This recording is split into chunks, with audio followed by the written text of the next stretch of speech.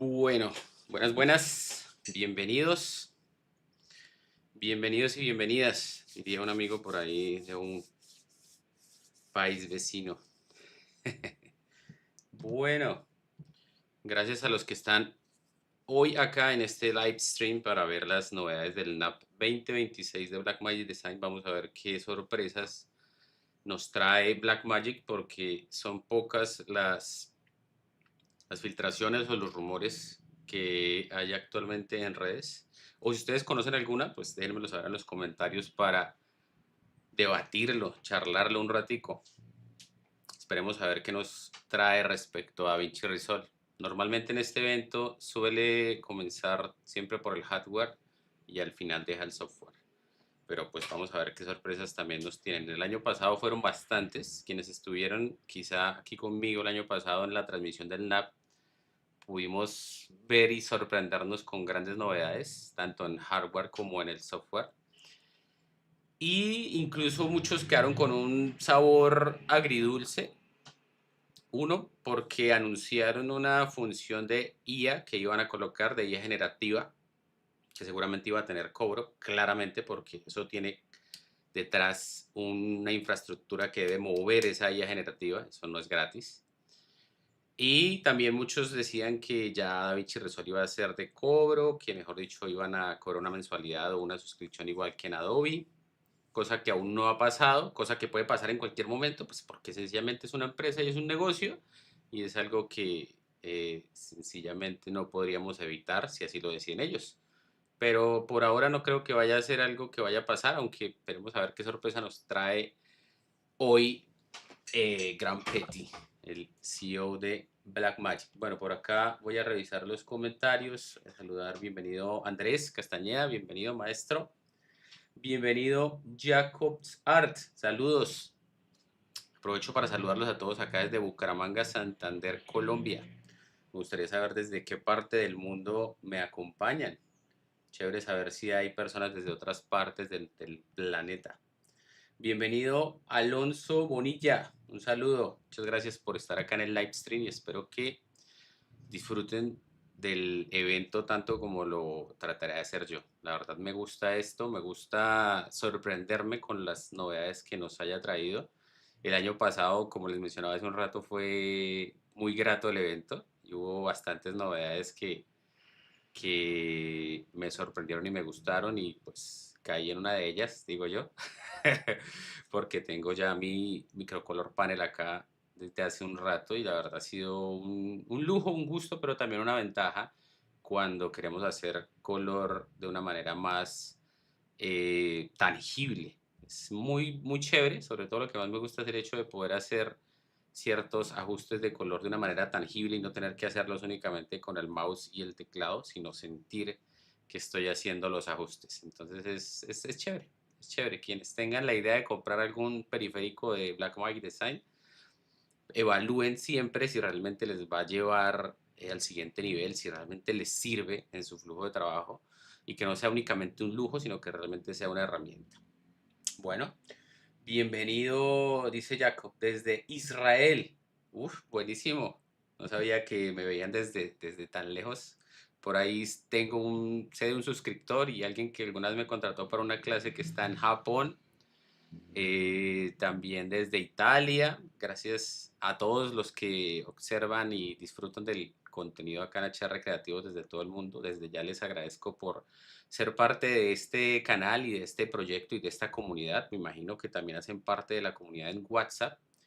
Si no es así, voy a enviar el link aquí del grupo por si alguno se quiere unir, aunque pues no sé qué tantos cupos haya. Eso se llena cada rato.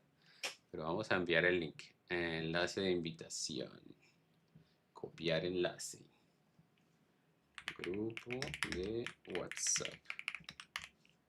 Ahí está. Por si alguno de los presentes no hace parte de la comunidad en WhatsApp, pues ya se pueden unir. ¿Vale?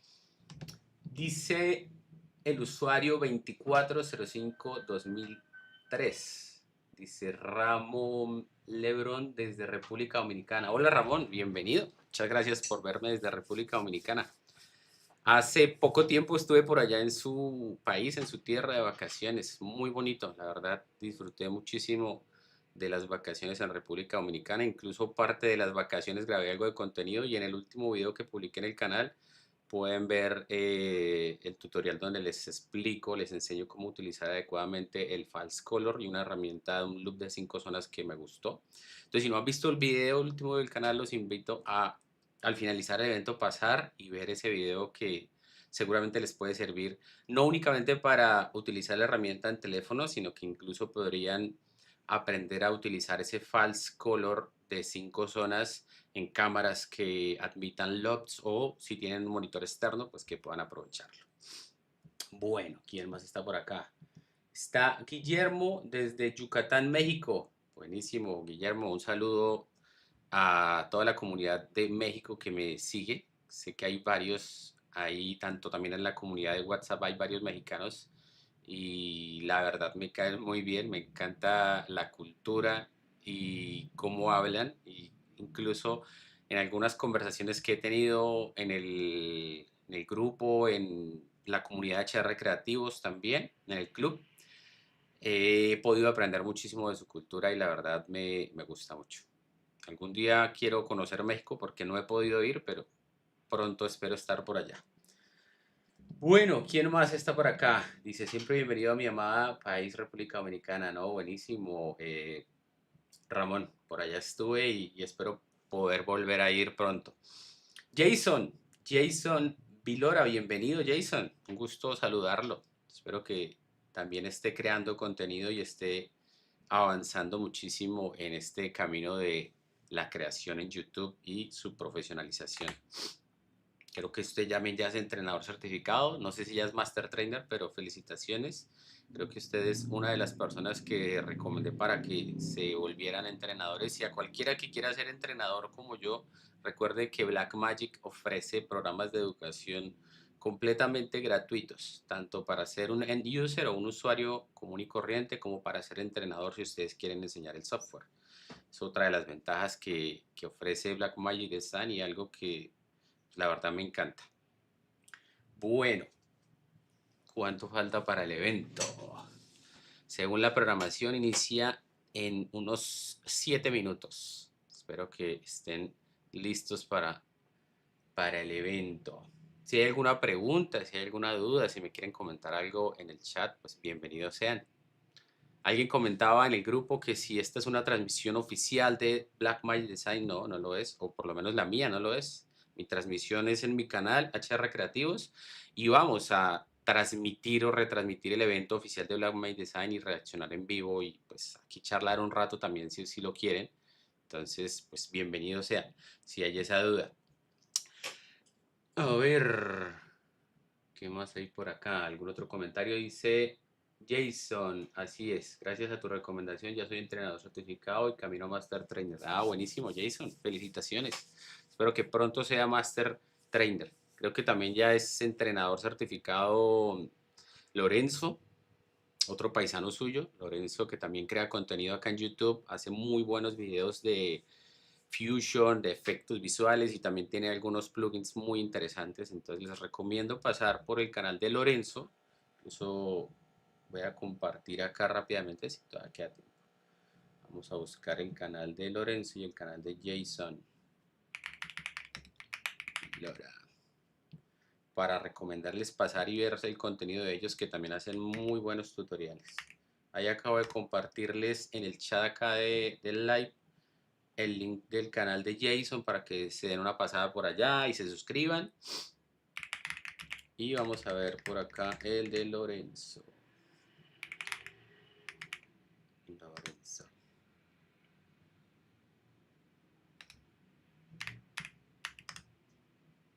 ¿Dónde está? Ahora no lo encuentro. Estoy suscrito pero no lo veo. Ah, aquí está Lorenzo. Vamos a compartirlo también. Listo, él les acabo de compartir en el chat los links del canal de Lorenzo y de Jason. Ambos son entrenadores certificados y ambos crean contenido de DaVinci Resolve, igual que como lo hago yo. Entonces les recomiendo pasar y aprender un poco más en sus canales también. Bueno, ¿quién más me acompaña hoy acá? Quiero saber quién está en el live. Escriban ahí en el chat sus nombres y de dónde nos están acompañando.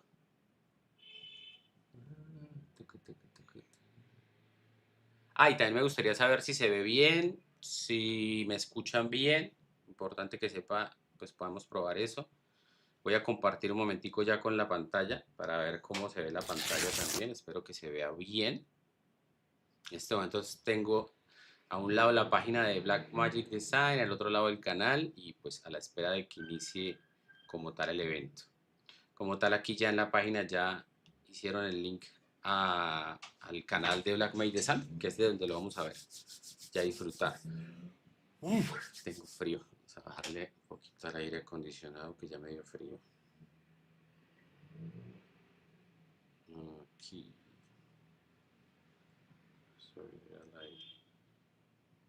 Perfecto.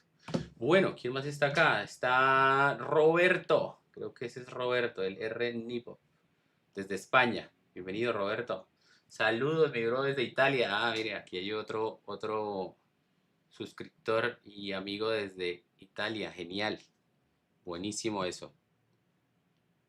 Creo que ya hay sonido de Blackmagic Design. Voy a cerrar esto acá. Ah, que están los sonidos de este de acá. Voy a colocar esto en pantalla completa. Vamos a colocarlo acá en modo cine por ahora. Ahorita lo colocamos en pantalla completa de una vez. ¿Escuchan esa musiquita de Blackmagic Design o no se escucha? No, creo que todavía no se escucha. Vamos a revisar acá de una vez el audio. Acá. NAB update debe ser este. Coincidir con el título. Perfecto. Aceptar. Listo. Creo que ya se empieza a escuchar. Me gustaría saber en el chat si están escuchando la musiquita de fondo que puso el equipo de Blackmagic en la transmisión, para saber si estamos bien. Dice Jason, se ve bastante bien, excelente. Muchas gracias. Dice acá Robin, ¿es posible que salga DaVinci 21? Sí, es posible. Puede pasar, es cierto. Entonces esperemos a ver, puede ser un 20.5, puede ser un 21, esperemos a ver qué novedades nos tienen preparados el equipo de Blackmagic. Veo que en el grupo Raymond compartió que está viendo el live desde el televisor, genial, buenísimo, en la sala. Me alegra mucho que estén disfrutando del live y de la reunión que tenemos hoy acá con motivo de este evento. Díganme si se escucha la musiquita, ¿sí? Dice acá, sí, se escucha, perfecto. Ahora lo que me falta colocarle acá es un filtro, a colocarle un compresor.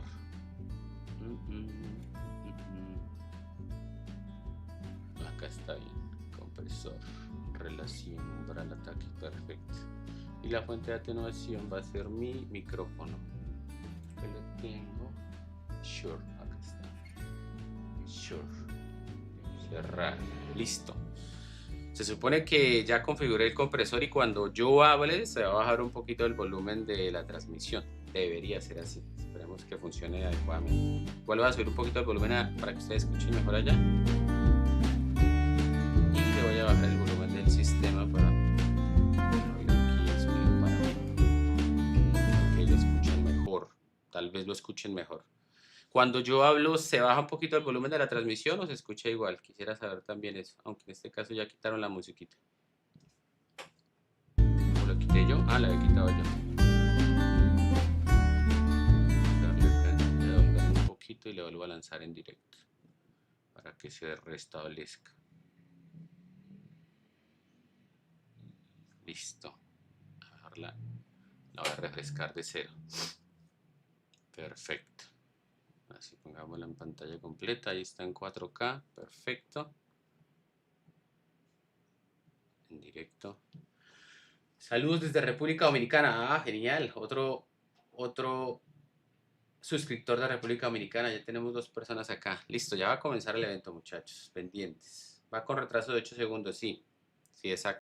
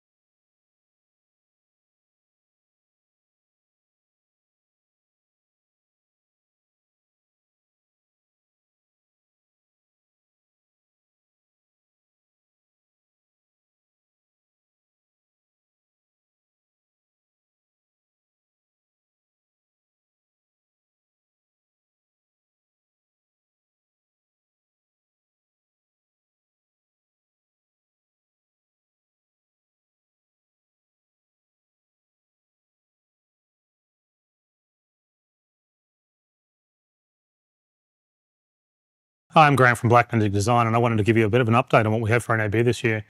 There's quite a few exciting new products. We've got a whole new SMPTE 2110 live workflow. Plus, we've got some exciting future technology we'd love to show you. We have some new cameras, plus some big audio news. And of course, we'll also be introducing DaVinci Resolve 21 So there's a lot to talk about, so let's get started. So first I wanted to talk about live production switches. Now we've got some great switches. We have the ATEM Constellation switches and they're very powerful. And a good example is the ATEM 4MA Constellation 4K. It's got a lot of features, and it's got a lot of keys and DVEs and media players, and it's got a lot of inputs and outputs. But if you look at the back, it's all it's all 12G SDI. So how do we design a native 2110 model? Do we just change all the connections to Ethernet? There'll be a lot of 10G Ethernet connections. So I don't really think that looks very good. It's too complicated. So this is not the way we wanted to design an IP-based switcher. We needed a whole new design, and so we've done that, and it's called the ATEM 4MA Constellation IP. So let me show you what it looks like. I'll bring one out. There it is there. So you can see it's a very different design. Big change is the cooling system. It's cooled from the front to the back. And we actually have 4 separate fans running slowly inside to keep it quiet. We need to keep the noise level down. These switches are installed in broadcast trucks, which is where people work. Data center products have like screaming fans, and we really didn't want that. This design has to be as quiet as we can make it. You can see there's also on the front an LCD for menus and monitoring, plus there's a USB-C port for software updates. That's where you'd plug in the ATEM software utility. If you needed to do a software update, you can do it from the front panel. Now there's also a speaker and a speaker button on the front, so you can verify the program audio, and there's a headphone socket. Let's check out the back. There it is there, if you can get in on it. So you can really see how different the design is. So overall, the switch has 32 inputs, plus each input has a standards converter, but the connections use 100G Ethernet. So each 100G Ethernet port handles 8 of the video inputs and 8 of the video outputs. That's because Ethernet's actually bidirectional. So in total, this switch has 32 inputs and 28 outputs. It's all connected through 400G Ethernet ports. So that means you only need 4 cables to connect the whole switcher. And that replaces 60 separate B and C cables on an SDI switcher. So it's a massive saving on cabling. Now looking at the back, you can also see the connections are in groups of 2. Now that's for redundancy. So they work together as a redundant set. So you really only need one 100G port to connect it. But if you connect the second link, you get a backup. And so what happens is pixels are grouped into packets, and then they're duplicated going out to both of the 100G Ethernet connectors. And at the other end, whichever packet arrives first is used. So each port could be connected through a different Ethernet switch. And if there's any errors on any of the links, the other link will actually still receive the packet. It's a very reliable system. Plus it's a real-time process, so you don't get any glitches. It's kind of like having 2 SDI cables, but it's smarter because it instantly detects when any individual packet is missing. And so it's constantly error correcting. So it's a really good system. So now let's look at some of the other connectors you can see there. There's 2 separate 10G Ethernet connectors for control. So you can plug in an ATEM hardware panel into that, or you could plug in a computer running the ATEM software control. Now these ports are 10G Ethernet, so they're faster. It helps the media pool load quicker. And we've also got 2 connectors. It's like a little 2-input switch. It's good for redundancy. You can have 2 connections into the switcher. Now next to that, you'll see there's 2110 P2P clock ports, which are there. Now this is basically a video reference. Now there's 2 of those for redundancy, which is very important in large broadcast systems. And we've also got a separate 1G Ethernet management port. Now you can use that port for like the ATEM utility for software updates. There's also a USB-C port on the back, and that works as a live HD webcam feed. Plus we've got some redundant power supplies inside with the connectors. Oop, there, I'm looking at it backwards. So let's turn it back around and we'll power it up. I'll place it over here. Plug some power. There's the power. Now it sounds like a data center product while it's booting up. Okay, now I'll also plug in the Ethernet.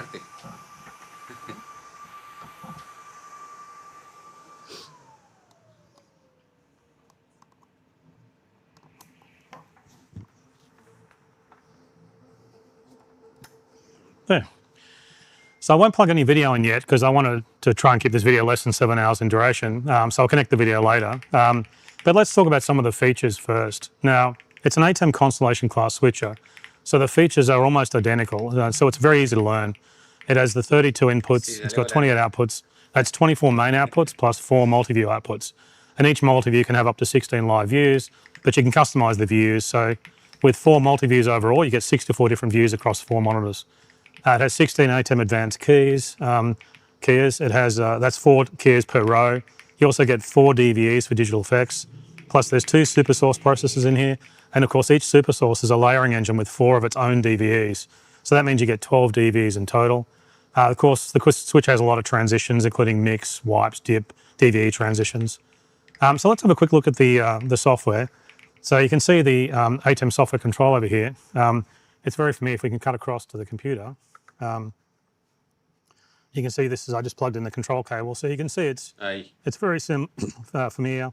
There's the switcher page, the media page is the same, the audio page and the camera page. So, you know, it looks, the feature set is the same feature set as a regular 4ME Constellation 4K model, but the design is native SMPTE 2110. So I think this will be a very popular switcher. It really delivers on everything that we've been asked to do. It's got every feature that everybody could possibly want. Now the ATEM 4ME Constellation IP will be priced at $7,995. So that price doesn't include any local duties or taxes. So we think it should be available in about June or July. But I think broadcasters will really love this switcher. It's an incredibly powerful switcher. But of course, it does raise the question, what about something bigger? We've also done that. It's called the ATEM 4ME Constellation Plus. Now it has the same features, but it's got twice as many inputs and twice as many outputs. So let me bring it out and show you that one. There it is there. You can see it's 3 rack units in size. Let me show you the back. A bit heavier. Now you can see it has the extra 100G Ethernet ports because it's got a total of 64 inputs, and each input still has the standard converter. So it means also there's a total of 52 outputs, which is 48 man outputs plus the 4 separate multi-view outputs all going through. You can also see we've got the 2 PTP clock Ethernet ports, the 2 10G control ports, plus the 2 redundant power supplies. So let's go back to the front. So as far as features go, you get the 16 ATEM advanced keys, the 4 main DVEs, the 2 supersource processors, with each supersource having the 4 DVEs, so you get a total of 12 DVEs. You get all the transitions. So let's plug in the power, put it on top of this one.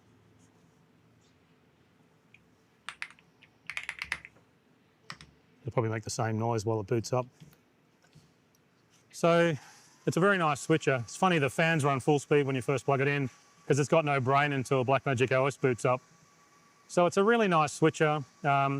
It's big enough for really large jobs. It's native SMPTE 2110, so I think it'll be nice. So the ATEM 4ME Constellation IP Plus will be priced at $12,995. We think it should be available after the other 4ME model ships, so it should be about July, I think. So I think this will be very popular with live sports, you know, where you got a lot of things going on, a lot of cameras, a lot of graphics, a lot of replay. So you need to have more inputs into the switcher to handle all that. Okay, so now let's really talk a bit more about these 100G Ethernet ports. Now what's exciting is we can use these ports to add a converter.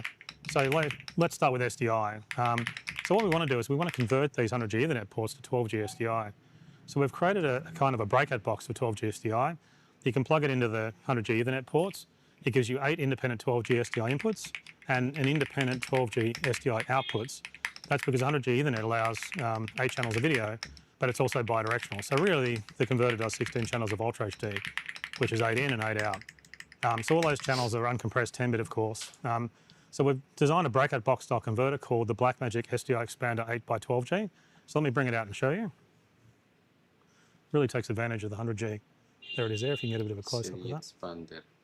So you can see it uses the same front to back cool design. There's also the speaker and the headphone jack for the monitoring. But it's got multiple channels, so you can just scroll the knob to change the channel you're actually monitoring. And then you hold down the speaker button to adjust the volume. There's also the LCD on the front for menus. So let's check out the back. So you can see really how simple it is. So you've got the 8 B and C connectors for the 12G SDI inputs. There's another set of 8 B and C connectors for the 12G SDI outputs. There's also two 200G Ethernet connections, and that's for the SMPTE 2022-7 redundancy. And there's also a control Ethernet port for NMOS routing. Plus there's 2 redundant AC power supplies. Like all these products, there's 2 redundant power supplies in them. So let's go back to the front and we'll plug in the power. Stack it on top.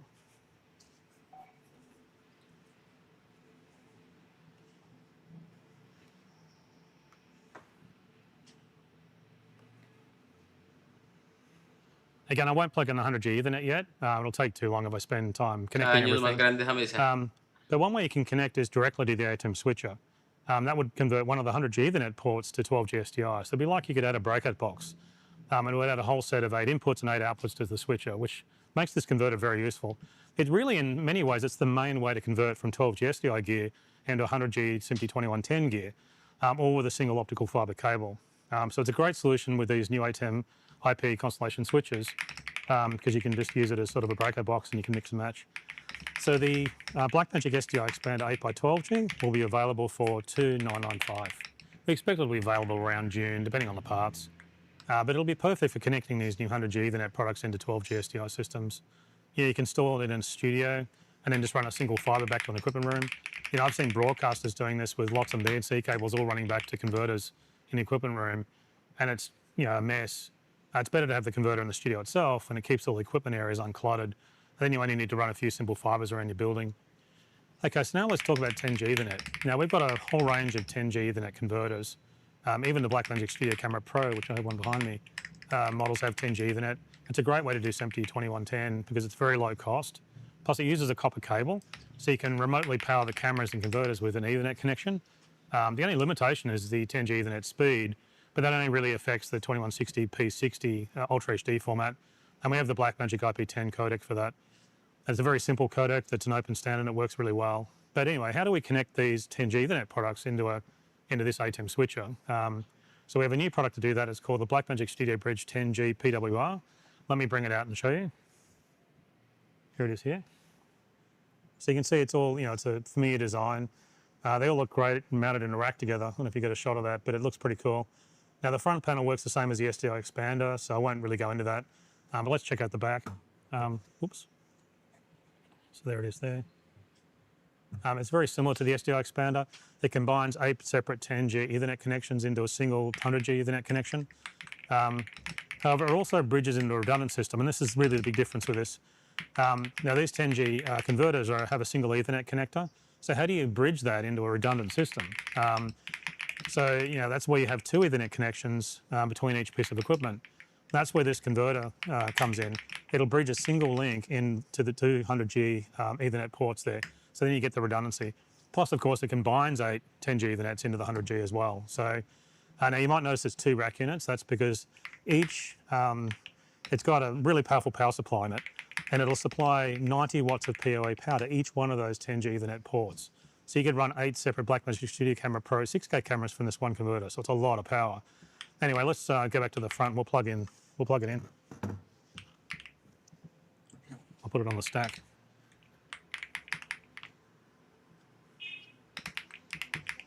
Power cable. This is a great way to add 10G Ethernet ports into a 100G Ethernet IP-based system. And connecting it's super easy, but I love the PoE power. I think that's a really nice feature. That's why it's actually got the letters PWR in the name. It stands for power. It's a power, provides power. So I think it'll be very popular. So the Blackmagic Studio Sí, lo que Bridge dice 10G Lorenzo PWR will be de priced at el keyframe editor $2,495. en It común should be para todo el available software, around para June or todas las July, páginas probably sería more like genial. July. We'll also be doing some software updates for some of the other products. Now these updates are important.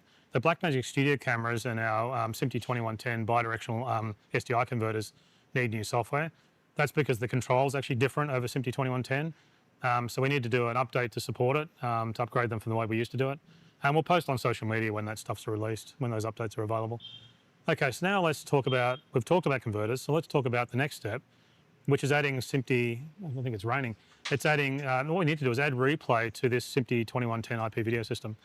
Now we need a solution that's compatible Sí, with 100G una Ethernet. interfaz mejorada We need to también record podría ser camera feeds into the network un gran storage. upgrade That's how o más DaVinci Resolve personalizada, Replay porque a mí works. me It gustaría basically poder reads recorded personalizarla camera más. files from a network disk. Entonces, It también even does está it bueno. while the files are being recorded. So you just mount the network disk and then load the record files into DaVinci bin.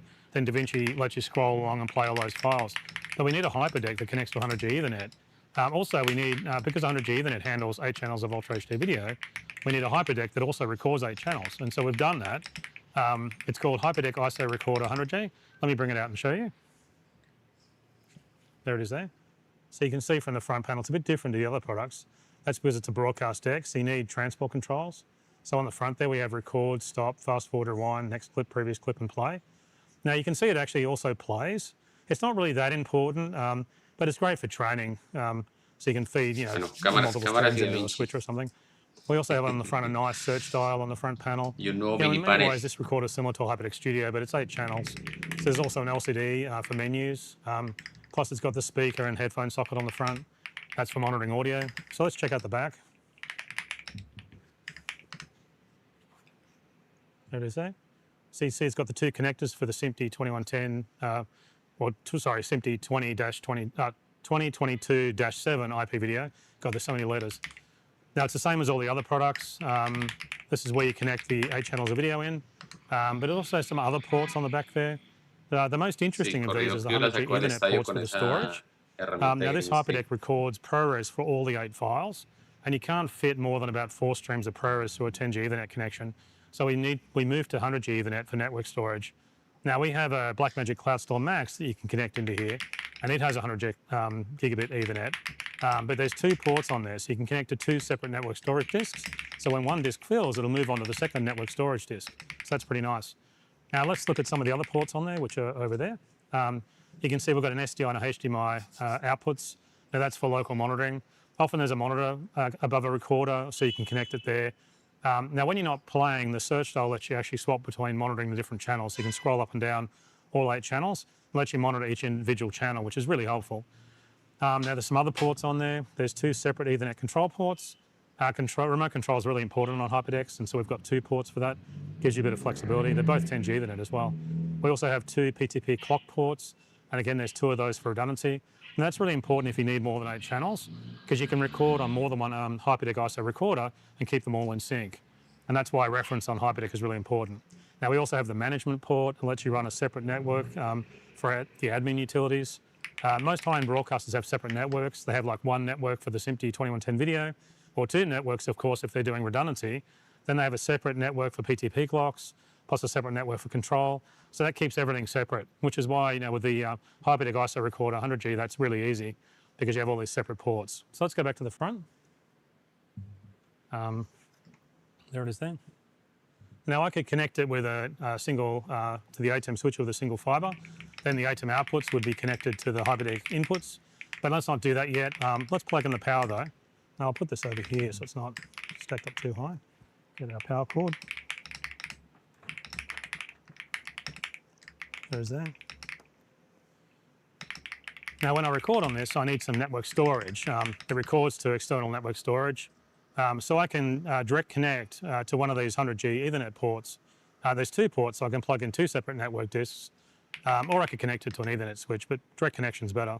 Now we have the Blackmagic Cloud Store Max, which is here. Now it has 100G Ethernet. So it's got a 100G Ethernet port, so we could record to that, which I'll do in a moment. In fact, I'll connect everything at the end so the video is not too long. But anyway, to summarize, the HyperDeck ISO recorder, it's got a lot of features.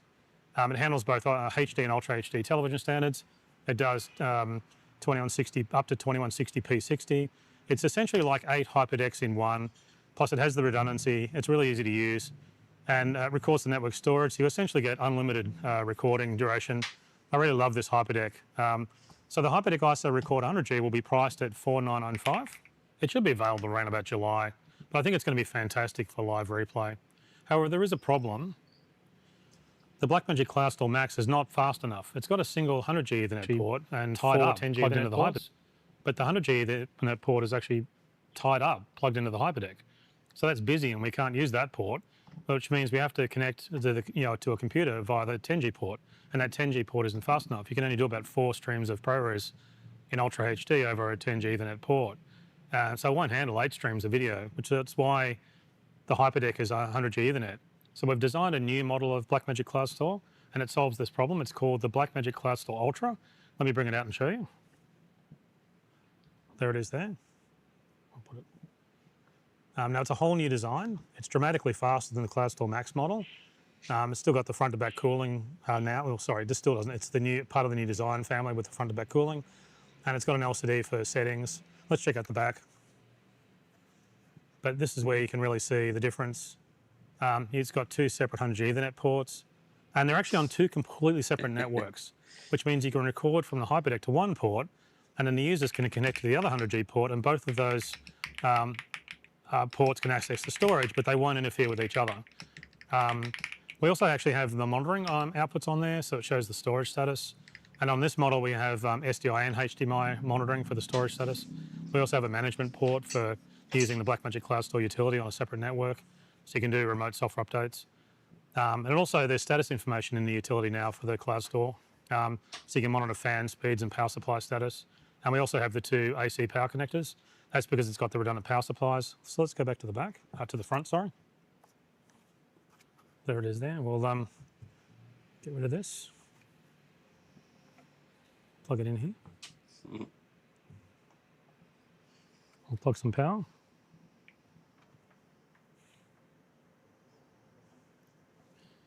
So it's such an important storage solution. It's incredibly fast. It's a really exciting new design. And it's the center of a DaVinci Resolve replay system. You know, the HyperDeck will record video into this storage, and then DaVinci handles all the playback and the replay. So it's a really important part of the whole system. Now, the new Blackmagic Cloud Store Ultra will be priced at $8,835 for the 24 terabyte model, which is a bit expensive because of the memory prices. Flash memory prices have been psychotic over the last few months. It's possible, in fact, the price could go up even further or it could reduce. It's really hard to know at the moment, but I expect the prices will vary a bit over the next few months. We also have a larger 48 terabyte model. It's called the Blackmagic Cloud Store Ultra 48 terabyte, and it'll be priced at $15,695. They should be available sometime around July. I think the new Blackmagic Cloud Store Ultra is a fantastic companion for the HyperDeck ISO Recorder, and it also syncs to Blackmagic Cloud, so it makes it the center of a whole film and television post-production workflow. It's also fantastic on set and a DOT cart, so I think it'll be a really good product. There's only one problem though with this new Blackmagic Cloud Store Ultra, and that you have to copy the media out of it, which can be a problem in some situations. You know, sometimes you need to be able to walk away with the media immediately. You need to be able to walk away with the storage, and you won't really have time to hang around after the job's completed for file copying. So we have a solution for that. It's an upgraded model of the Blackmagic Media Dock. It's actually a massive upgrade. It's called the Blackmagic Media Dock Ultra. Let me bring it out and show you. There it is there. You can see it's similar to the standard model, but it's actually an extra rack unit. That's because it's got better front to back cooling. And you can also see the vents on the top and the bottom there. Now it uses the same media modules as the Cine camera, but it's got that nice LED ring around the media slots as well. So it's red when writing and it's green when reading. Let's check out the back. So you can see all the connections there. It's actually very similar connections to the Cloud Store Ultra. Plus you can see all the ventilation grill there. Now it's got the 2 extremely fast 100G Ethernet ports. It's got the SDI and HDMI monitoring output and a management port, and there's a USB port on the back because the USB doesn't fit on the front, so we put the USB on the back, and that's for firmware updates. And it's got the 2 redundant AC connections for the 2 redundant power supplies. So let's connect it to power. I'll put it on the stack here. Line it up. There it goes there. If you can get a shot of that, you probably see the media card para todo ese equipo illuminating, the media slot illuminating. Todo está encendido. So I think this will be a great storage solution for replay. It'll be great for broadcast trucks. You know, after a job, you can basically power it on the truck and pull the media module out and just unplug the storage. So the Blackmagic Media Dock Ultra we priced at $2,995. It's incredibly high performance. It's designed for film and television, and it uses these super fast Blackmagic media modules. You know, these are the same media modules we use for recording 17K media from our Cine 65mm camera, so they've got lots of speed. So now we have a fantastic rack mount dock solution. Okay, so now we're getting close to connecting everything. Now the reason I waited is I wanted to talk about routing. Now we have all this gear for a complete live production system here, but most people connect everything to a router. Then you can just route the equipment, the video between the equipment. With SMPTE 2110, we use an Ethernet switch. Now we do already have an Ethernet switch product. It's called the Blackmagic Ethernet Switch 360p. Now, while it's an Ethernet switch for data, it's much more than that. It's really designed to make SMPTE 2110 easy. So it's got a router front panel, so you don't have to do like complex multicast settings and things like that. You just basically route the video around on the panel like a router. It's an Ethernet switch that basically looks like a video router. But that switch only has 200G Ethernet ports. Most of the connections on it are 10G Ethernet, so it makes it great for 10G Ethernet gear, but we really needed a new model for 100G Ethernet, so we've done that. It's called the Blackmagic Ethernet Switch 820. Let me bring it out and show you. There it is there. Now you can see it's a ventilated design with a cooling front to back. It matches the design of the other gear. That's why it doesn't have the P in the name, because it doesn't have a router front panel on it. But you can route video on the LCD, so you get basic routing. However, for a 100G Ethernet switch, the front to back cooling is way more important. So let's check out the back. So you can see there. Now this Ethernet switch is quite different It's actually got a lot more features for SMPTE 2110 IP video. So you can see it's got the 8 separate 100G Ethernet ports, and it also actually has 2 10G ports, and that's quite convenient. Now the big difference with this model is it's got the PTP clock in ports on the back. There's 2 ports for redundancy. Now this Ethernet switch will distribute PTP clock out to all the connected equipment, which is really important. And there's also a 1G control port, so you can do NMOS routing using that port. And there's also a 1G Ethernet management port, and that's for doing software updates and monitoring the switch. So it's a very professional switch with advanced features for 2110 IP video. It has all the redundant power supplies on the back. So many broadcast racks in data centers have 2 power rails, and they can guarantee at least one of those rails will always stay online. So you kind of need dual AC power connections and redundant AC supplies to handle that, so that as the different power rails come up and down, you can keep it alive. So let's go back to the front. So I'll stack everything and plug it in.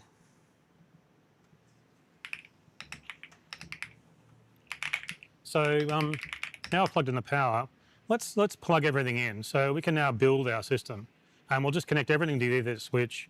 Now I have a rack of HyperDecks behind me, and there's a Blackmagic SDI Expander connected to all of them, and that'll give me 8 sources of video on a single fiber. So let's connect everything up, and I'll start doing that. Okay. Plug that in. Plug it into there. To the next cable. Plug. The ATEM.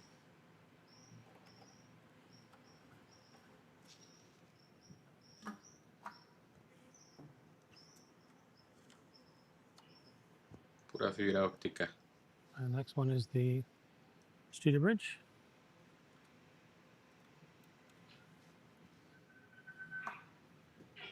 And this one is the HyperDeck.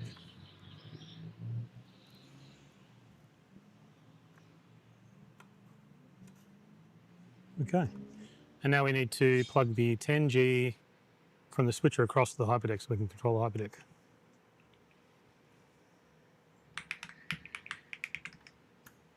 Alrighty. Okay, so now I have a rack of HyperDecks connected. I have the ATEM connected. I have the Studio Bridge 10G connected. Now we don't have anything connected to that yet, but I'll get there in a moment. But I have a Blackmagic Studio Camera Pro behind me. So it's got a 10G Ethernet based SMPTE 2110 connection, so I can plug that into this Studio Bridge now. So where is that cable? Here it is. So I'll plug that in. You should see that power up. And so that'll fire up. There you go. You see the camera's powered on. Plus video from the camera is heading down to the Studio Bridge, and where it goes into the Ethernet switch, and then it also have the HyperDeck ISO Recorder connected. Actually, I need to connect the storage to the HyperDeck, so let's do that. And I'll connect it to the MediaDock Ultra. Oh, actually, I've already got that connected. There it is. Okay, that's good. I've got that. So now I can record on the HyperDeck. Now, it's kind of hard to reach the HyperDeck from around here, so I can trigger the recording from the utility over here. So I'll show you. If we come down to the computer, let's run the HyperDeck utility. And we can change to the, and we can hit record. There we go. So now we're recording. So now it's recording to the MediaDock, and you can see the LED ring on the front illuminated. Now I can connect to the second port on the MediaDock to the computer. So I have a 100G Ethernet card and expansion chassis here, so let's connect that. So I need another Ethernet cable. So I'll plug into the back of the, I'm not sure if you can get a shot of this. Plug in there and I'll run that cable down to here.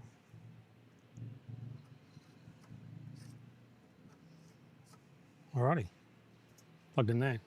So now I can open a file on the disk, even while the HyperDeck is still recording. So let's do that. So I can come across to the disk, I can get a network here. There's the MediaDock Ultra. It'll connect to it. There's my folder. I can go into the file, and there I am. That's a 100G Ethernet connection to to the storage, which is pretty nice. So you can have a whole lot of users accessing these files. It's a lot of bandwidth. And using the Ethernet switch obviously makes all these connections really easy. You're just connecting everything to the switch, and then you can Sí, route es the un video channels presupuesto wherever you para todo ese want. equipo. It's essentially just like a video router. An Ethernet switch makes all this 10G Ethernet, 100G Ethernet, sorry, IP video really easy. And so it's a great solution, I think, for that. Now, the Blackmagic Ethernet switch 820, we priced at $2,295. Like all these products, this price excludes any local duties and taxes. But I think it's a very affordable price for an Ethernet switch with these features, plus all the connections on the rear. That means all the cables are in the back of the rack. And so the front of the rack looks really neat and professional. I think it's amazing to think that this switch is exactly the same as a 64x64 router, and it's all in one rack unit, and it's fully populated with only 8 fiber cables. So that's pretty cool. Let me just go down and turn this recording off. So next I wanted to talk about standards conversion. Now, we almost have a full live production system here, but in television, video standards are often wrong. You know, the ATEM has a standards converter on every input, and that's great because it handles everything. But what happens if you have incoming video feeds that are wrong standard? What do we do about other equipment? So, for example, what do we do if we want to record on the HyperDeck? You know, we want all those record files to be the same video standard. So we kind of need to shield our system from crazy video standards. You know, we need a standards converter with 100G Ethernet, because 100G Ethernet is 8 channels. We've designed a standards converter that's 8 channels. It's an up-down cross converter that's 8 channels. It's called the Blackmagic up-down cross 100G. So let me bring it out and I'll show it to you. So there it is there. So if you can get a shot of that, I'll just hold that there for a sec. Now it's 8 channels in a single rack unit. So you can set each video standard separately. It handles all HD and Ultra HD video standards. It's kind of like it also has this sort of high-end, you know, broadcast ventilated design, so it cools front to back, just like the other products. So it's you know, more of a broadcast design. It's got the LCD for menus, like the other products have.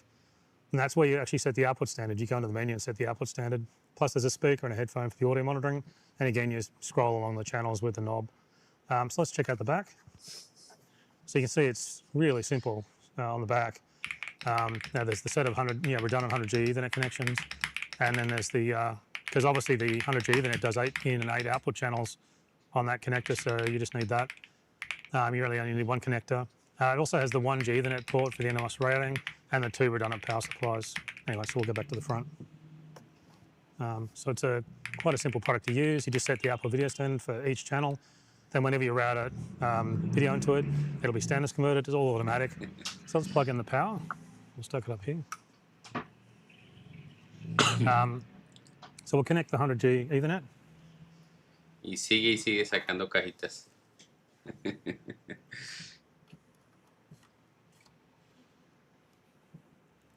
Oops, I've got a really long cable here.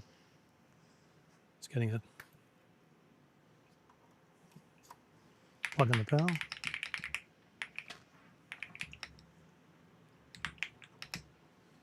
So there you go. Now I've got 8 standards converters on the Ethernet switch, so I can route incoming video to the up-down cross converter, and then route the up-down cross converter to the HyperDeck. And then the HyperDeck would record in whatever standard we want, whichever we've set. It'll protect the HyperDeck from the wrong video standard. So we can use this up-down cross to protect any equipment. Plus 8 channels of standards conversion in one rack unit is very compact. So I think it'll be very useful.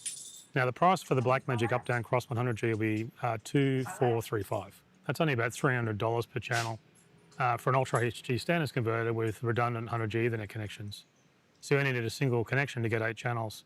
That's 8 channels in and 8 channels.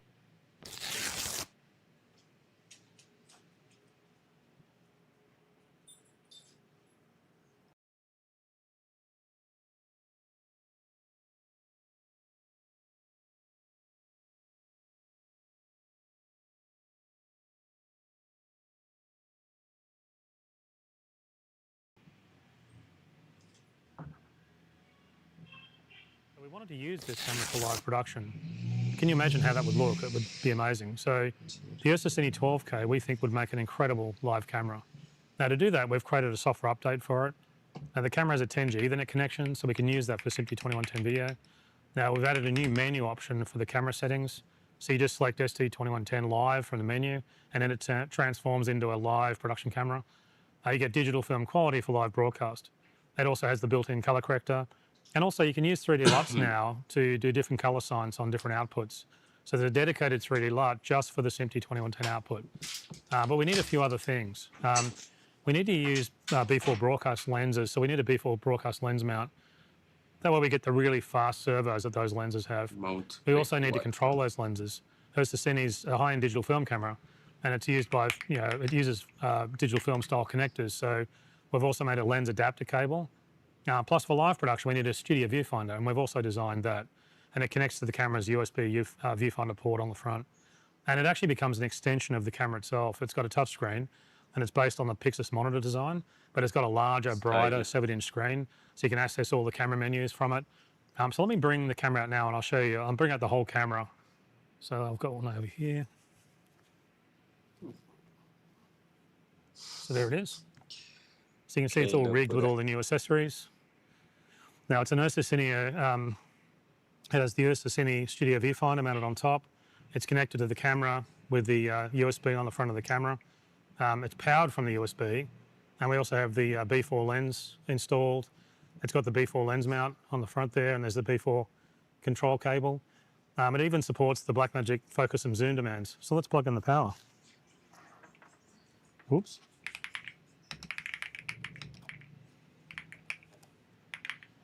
There it is there.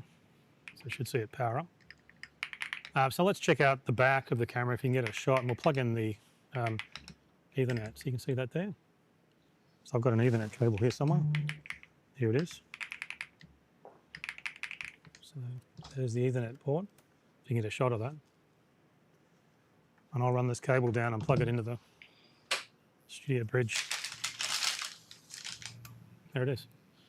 Now it's sending video to the Blackmagic Studio Bridge 10G.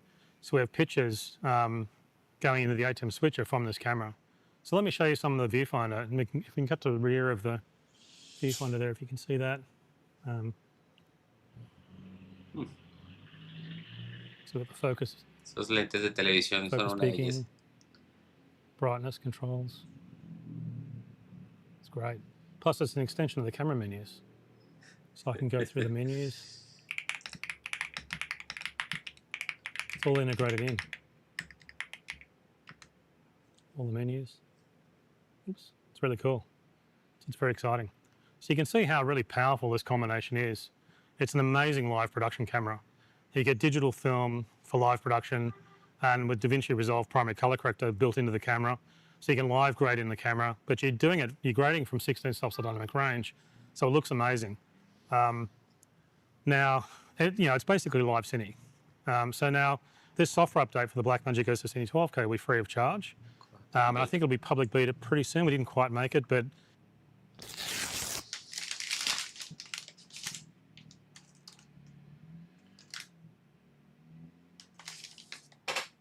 B4, which is a lens mount, will retail for $4.95. And if you need a lens control cable, that'll retail for $95. And that's the cable that converts the 7-pin external connector on the front of the camera of the Ursa Cine to the 12-pin high-res connector you get on these B4 lenses. So I think this will be a great combination. Now, we're also working on a SMPTE fiber solution for Ursa Cine, but that's not ready yet. But I think this camera is going to be amazing for live production. It's a whole new generation in image quality for broadcast. I think it'll be really cool.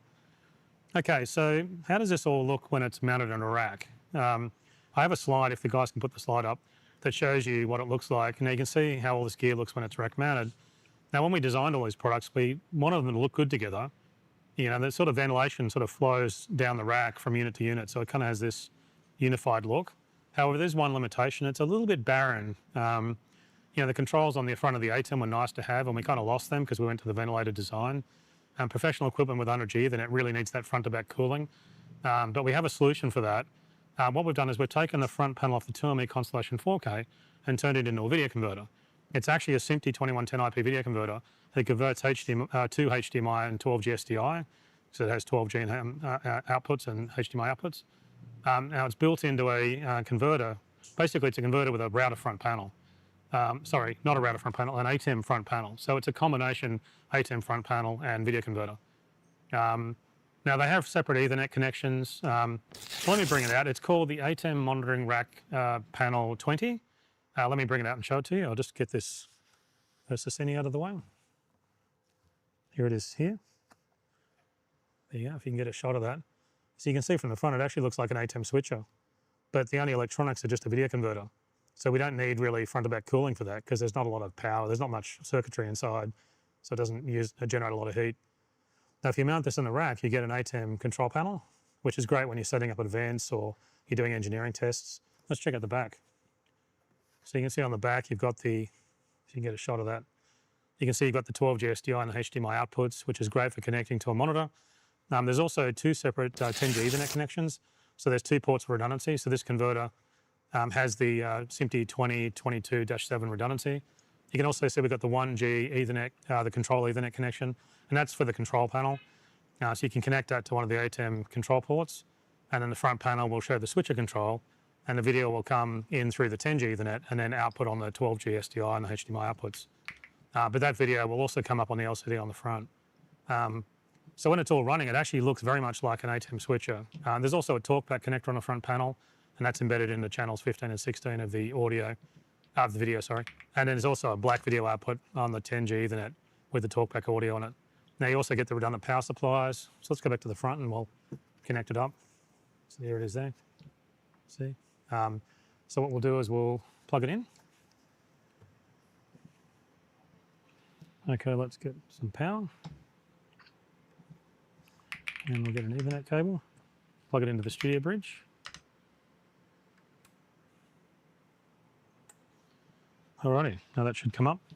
So now you should see program video appear in just a moment on the front panel there, if we can get a close-up of that. Plus you could press buttons on the front panel to control the switcher. I think this is a really useful product. It makes the rack look much more exciting, but it also works with any ATEM switcher, even older models. So that'll be cool. Now this ATEM monitoring rack panel 20 will be priced at $995. So it should be available in a few months. When it's in a rack, it really helps with the setup of jobs and when you're getting started. You can test things before your control desks are set up. Now we also want to design a bigger model. This panel is based on the ATEM Constellation 4K front panel, so it's 2 rack units in size. It's called the ATEM Monitoring Rack Panel 40. Let me bring it out and show you. Here it is here.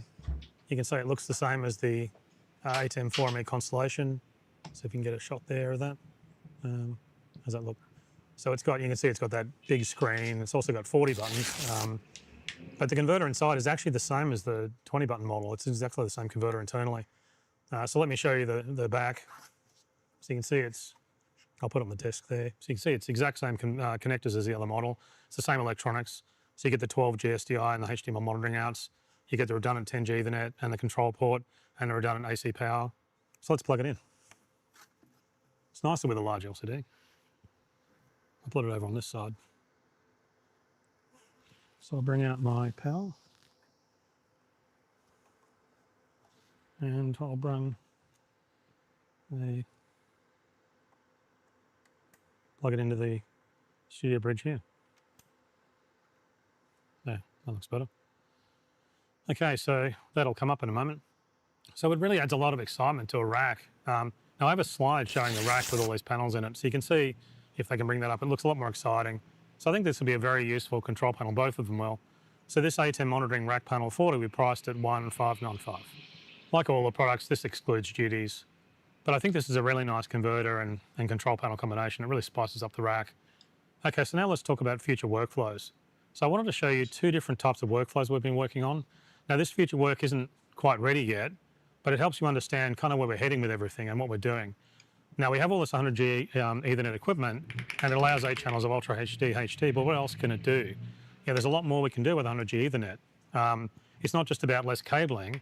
What we've really done here is build a foundation. It's something we can build on top of.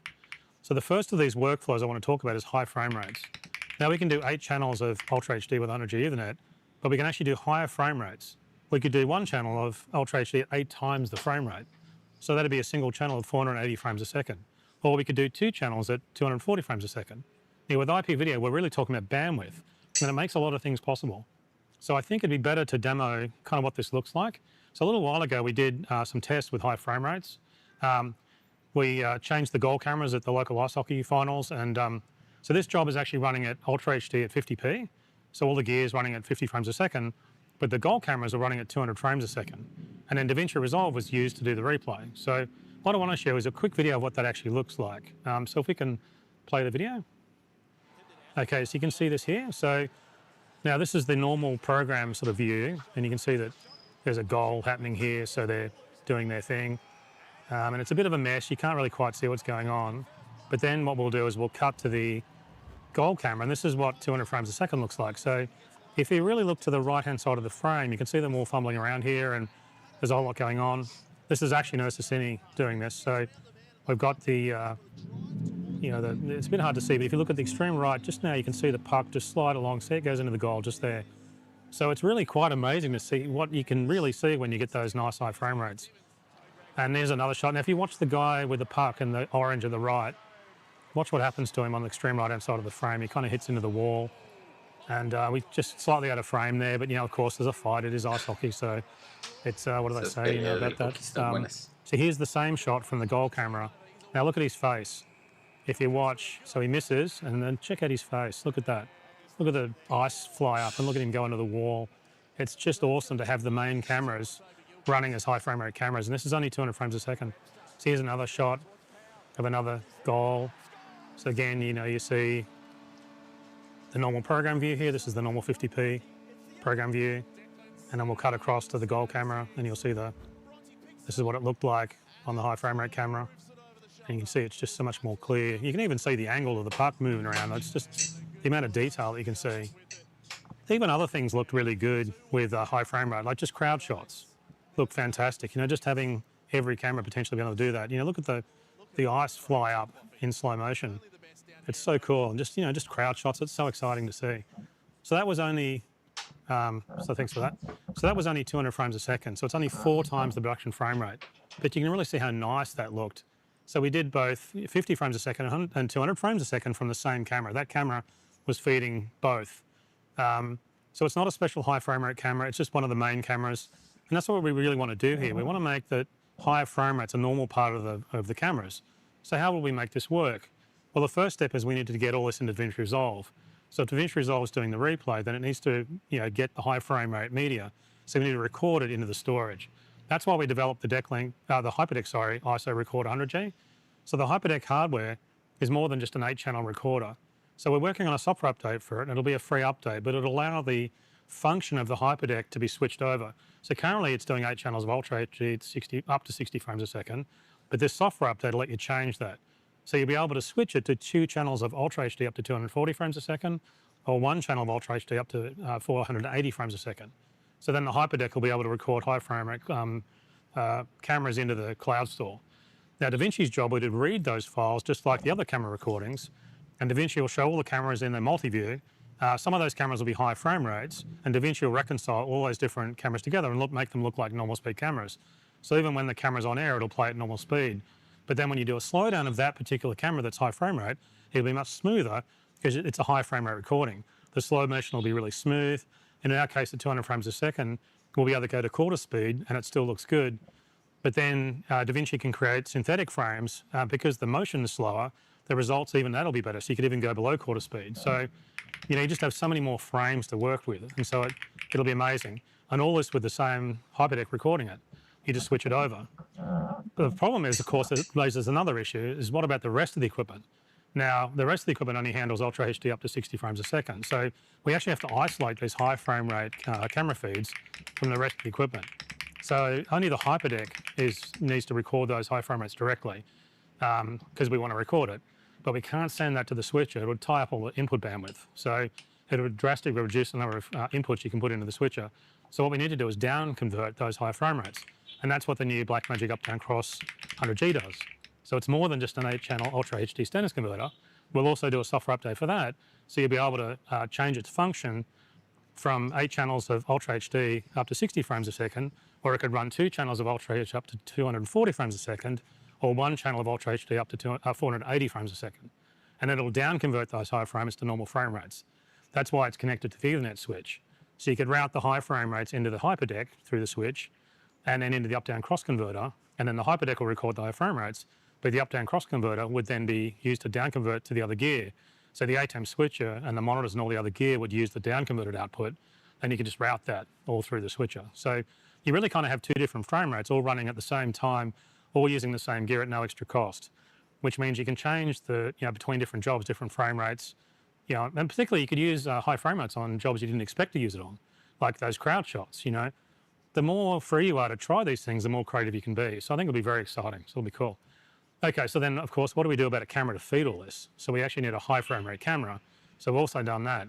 We've got a new camera designed just for this, but we went one better. What we've done is we've redesigned the Blackmagic ISO Cine to allow high frame rate SMPTE 2110 output. It's a faster design. It's got the network port is now much faster 100G Ethernet. So let me bring it out and show you. I've got one down here. Actually, I've got to slide this out of the way. Give myself some space here. Ya empezó a rinconar cositas. So it's also, you see I've rigged it up with all the new accessories. Now it's a similar, I'll have it here. Now it's similar to the 10G model, but there's been some changes. Let's have a look at the back here. Sorry, I'll just bring it across here so you can get a shot into the back there. So you can see there, so you can see it's got the 100G port. Otherwise, it's very similar to the standard ISO Cine 12K. But with this high speed 100G Ethernet, it can output higher frame rates. So when you're running with a B4 lens mount, we can crop that 12K sensor, which means we can run even higher frame rates than a normal ISO Cine. So this ISO Cine 12K will, with 100G, sorry, the ISO Cine 12K 100G can run up to 440 frames a second. And this shows you really how amazing 100G Ethernet is. So adding this camera lets us do some really cinema quality high frame rate SMPTE 2110 video. All of this with 16 stops dynamic range. Of course, you get the studio viewfinder and the B4 lens mount compatibility. So let me plug in the power, wherever that is. Oh, here it is.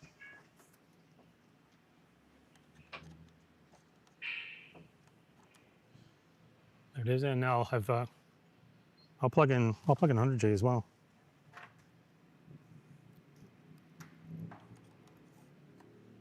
Oops, the wrong way around. There it is there. And I'll just plug it into the Ethernet switch.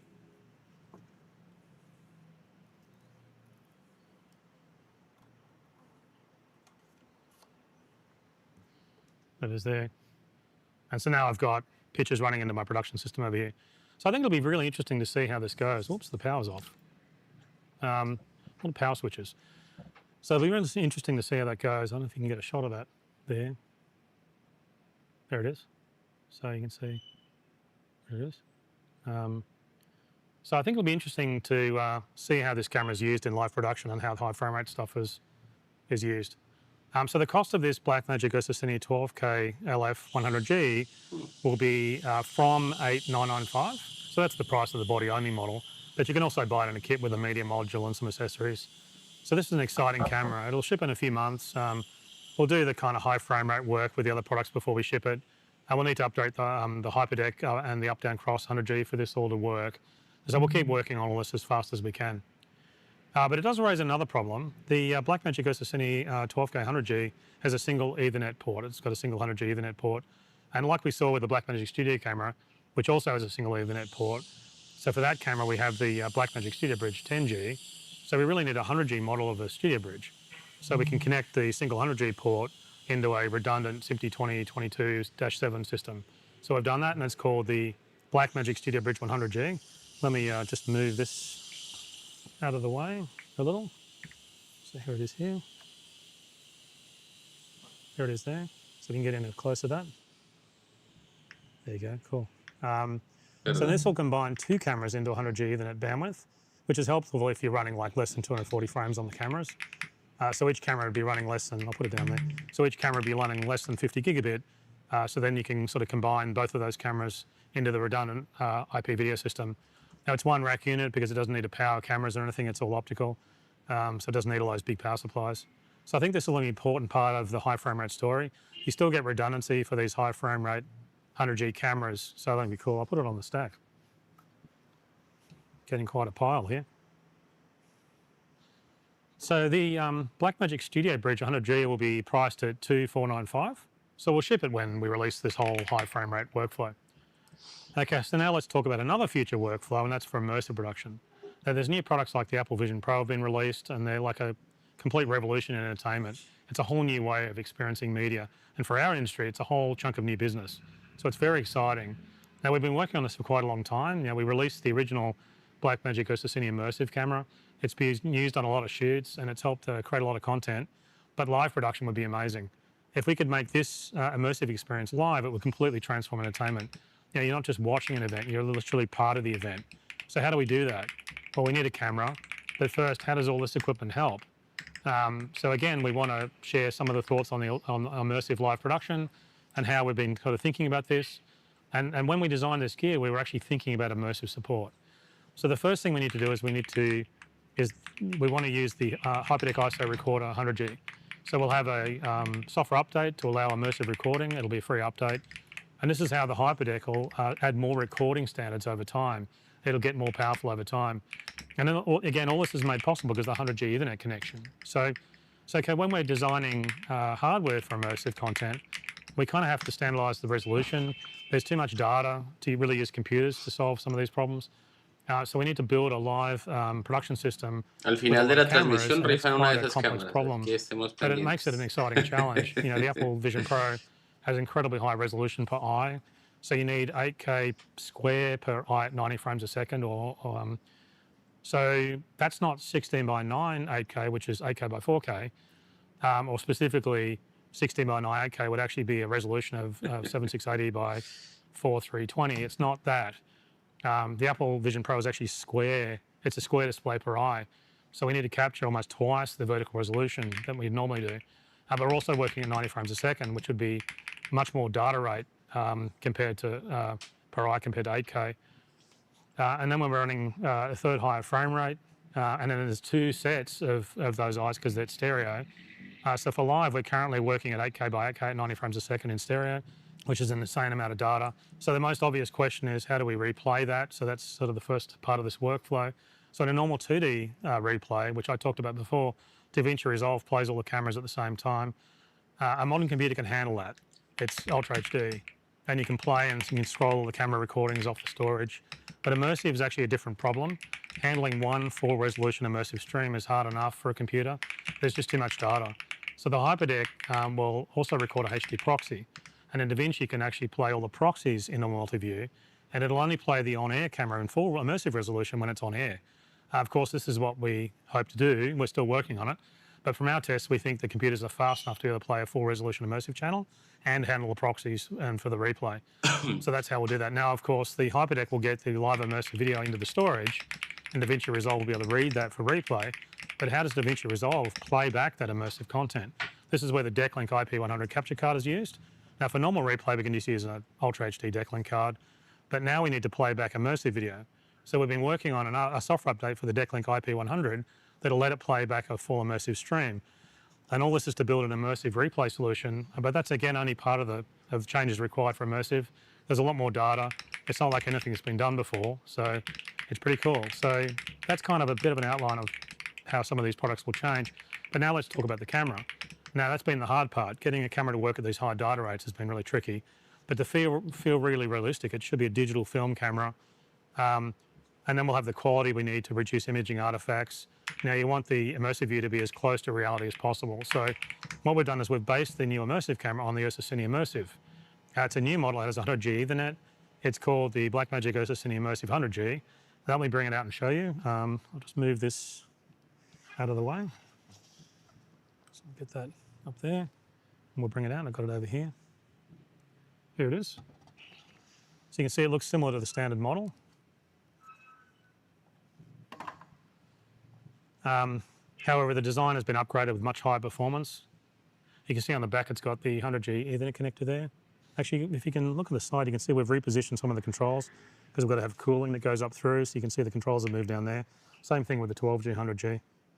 So you can see the connector there. You know, as you can guess, the immersive requires a lot more data. It's actually way more data than 100G Ethernet can handle. So we have a second part of this solution. It's called the Blackmagic Cine Live Encoder. So let me show you. Here it is here.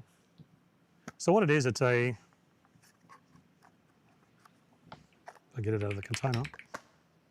It's a processor module that plugs into the media slot.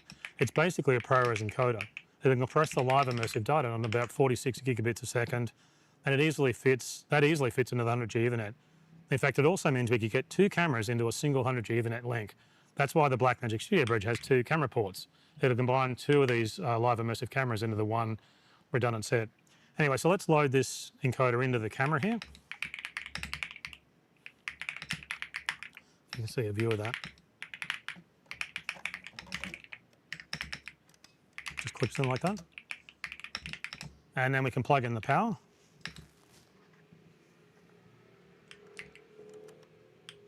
There it is there. Now the camera has been powered on. Let's plug in the Ethernet. Now what I have is I've got a DeckLink 100 IP card down in the computer down there, and it's installed in a Thunderbolt chassis, so I can actually show you it working. So let me plug the 100G into that Mac down there. So I'll just grab this cable.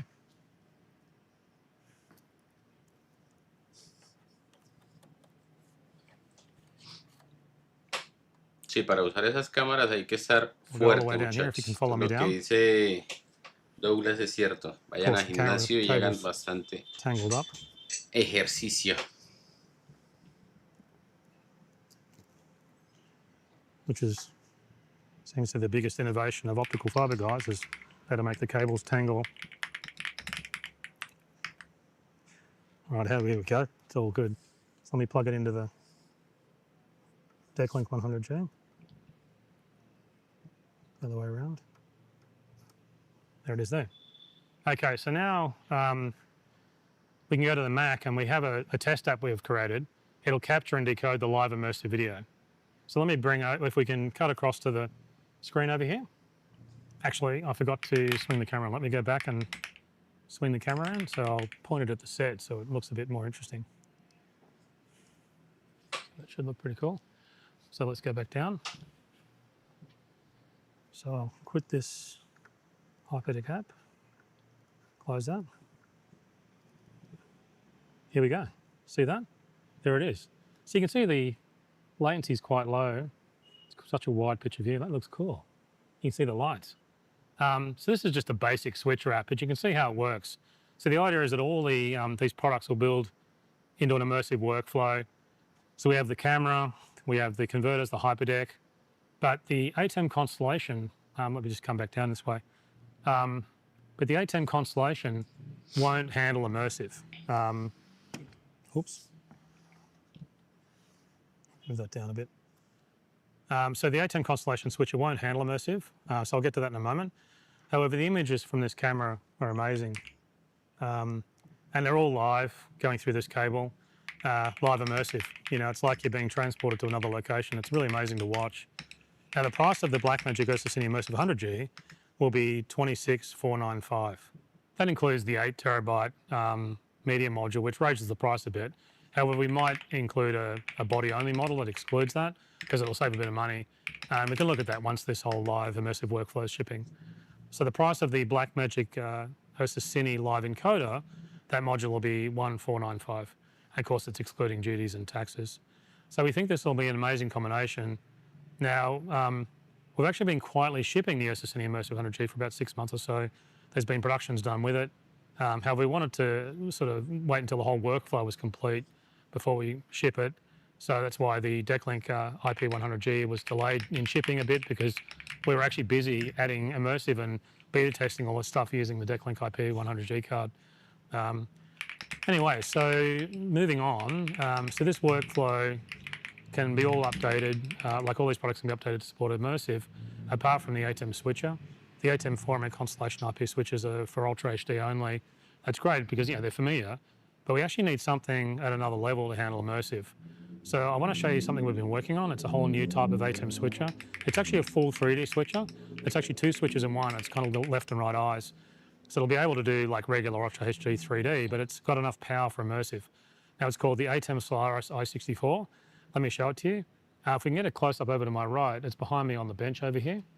So I'll just take the cover off so I can show you. There it is. So you can see it's quite a lot bigger than the normal switches. That's because it's a very large switch. It supports 64 immersive live cameras. And that means it's got a lot of electronics. It's got a lot of 100G Ethernet connections on the back.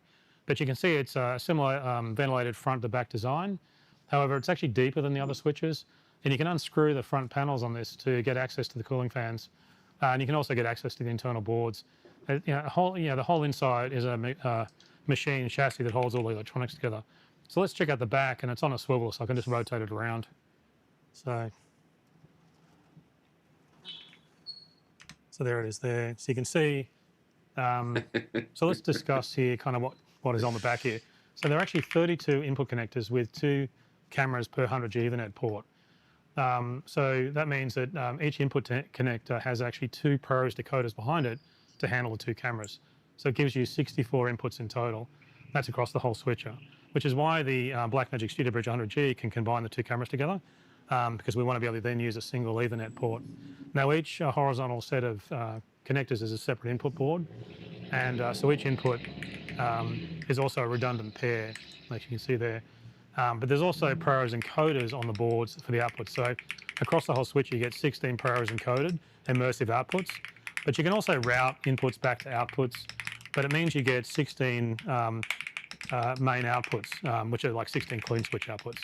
Now the reason we've been working on such a large switcher is because that's the work that needs to be done. The first immersive live production is very large events, and so we needed to kind of build a bigger model first. So looking down the bottom here, you can see there's some other ports, and now we have the redundant 10G control ports. We also have redundant PTB clock ports, plus the management Ethernet port. Now we have a bit different on the power supplies. We've got these removable power supplies. There's 4 of them because we have quad redundancy on this model. So any one power supply can run the entire switcher, but if you plug in more than one power supply, they'll share the load, which means the fan speeds will reduce and it'll be quieter. We're still worried about fan noise even on this large switcher. I can show you the power supplies, how they come out. So they just unplug like that. So, and like I was saying, any one power supply will run the whole switcher. Now this switcher will also work in regular 2D, Ultra HD. We think it'll be about 200 inputs, maybe more, when it's running in Ultra HD. So you'll be able to do regular work as well as immersive work. Now we have DVs on the inputs, and so the idea is that we think you'll be able to bring in 2D source into sort of a 3D space, but there's a lot more work to work on that. So while the switcher is not finished, we kind of wanted to show you, and then you can understand kind of where we're heading with this and really how serious we are about this live immersive workflow. So it should be very exciting. Now, I'll swing it back around. So we think this ATEM Solaris i64 will be priced about $110,000, which isn't cheap. However, we're working on half and quarter size models that will be much cheaper. Like the half size model, which will be called the ATEM Solaris i32, will be about $50,000. However, the prices are a bit volatile at the moment because of all these crazy memory prices. We'll probably know closer to when they ship. But what's important is beta testing it with customers and then working out the exact features as we do more work. It's quite a flexible design, so we'll be able to change things as we go, as we beta test it. Okay, so the next problem we have to solve is audio. With immersive workflows, the audio has to be a lot better. Simple 2-channel stereo isn't really enough. We need surround sound audio as a minimum, or even immersive audio. Working with surround sound and immersive audio is very complex. You need hundreds of audio channels. We need complex busing and effects. There's just no way the internal audio mixer and the ATEM switches will be able to do that. So we started thinking about what we could do. We needed a new broadcast audio solution, and it has to specifically handle broadcast workflows. Simple audio mixers can't do that. But then we need to do, kind of go well beyond broadcast as well. We need something that supports native SMPTE 2110 sort of based audio, as part of that whole workflow. So we want something modern that's not stuck in the past, and we need to be able to handle surround sound and spatial audio. So we've done that. It's called Fairlight Live. It's unbelievably powerful. And when you look at the features, Fairlight Live is probably the world's most powerful audio mixer. Now, unlike traditional audio mixers, Fairlight Live is a software-based mixer. That means there's no limit to really what it can do. That's how it easily handles spatial audio mixing and SMPTE 2110 broadcast workflows. It even supports full redundancy. So Fairlight Live handles hundreds or even thousands of audio channels. It really only depends on the computer. Now, it works with standard computer audio, but it also works with USB audio devices. It's fully customizable. And you get loads of built-in effects, plus you get lots of broadcast features, such as like a Q player, talkback buses, third-party plugin support, snapshots, and heaps more. It's very exciting. So let me go over to the computer and I can show you. So if you can sort of track down, come down here, if you can get a shot of the computer. So let me bring it up. It's down here.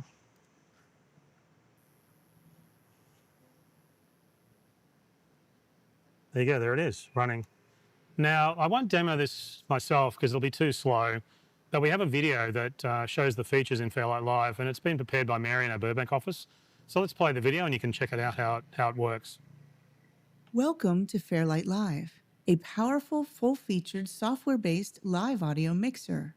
Fairlight Live supports hundreds of tracks, standard formats from stereo and surround sound to immersive and spatial audio workflows. It scales to your project needs, from a simple audio podcast to a multicam talk show or a complex live broadcast sports event. Fairlight Live is loaded with broadcast features, plus a flexible busing architecture designed for 2110 modern IP workflows and ATEM switchers. Let's take a closer look. When you first launch this software, go to the File menu to open an existing show or create a new show.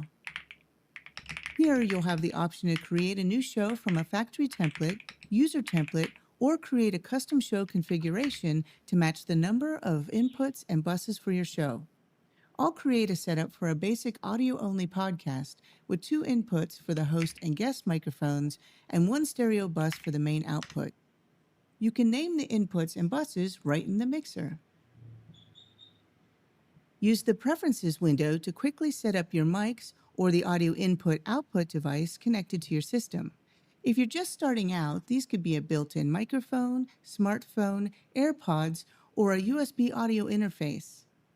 You can also use the Audio MIDI setup utility on a Mac or other third-party software to combine multiple audio sources as a multi-channel input.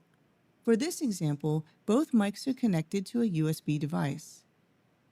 At the top of the mixer, click the Input field to route a channel input, and right-click the number at the top of a channel to add another input. In this case, I'll add 1 more input for music and assign it to the cue player.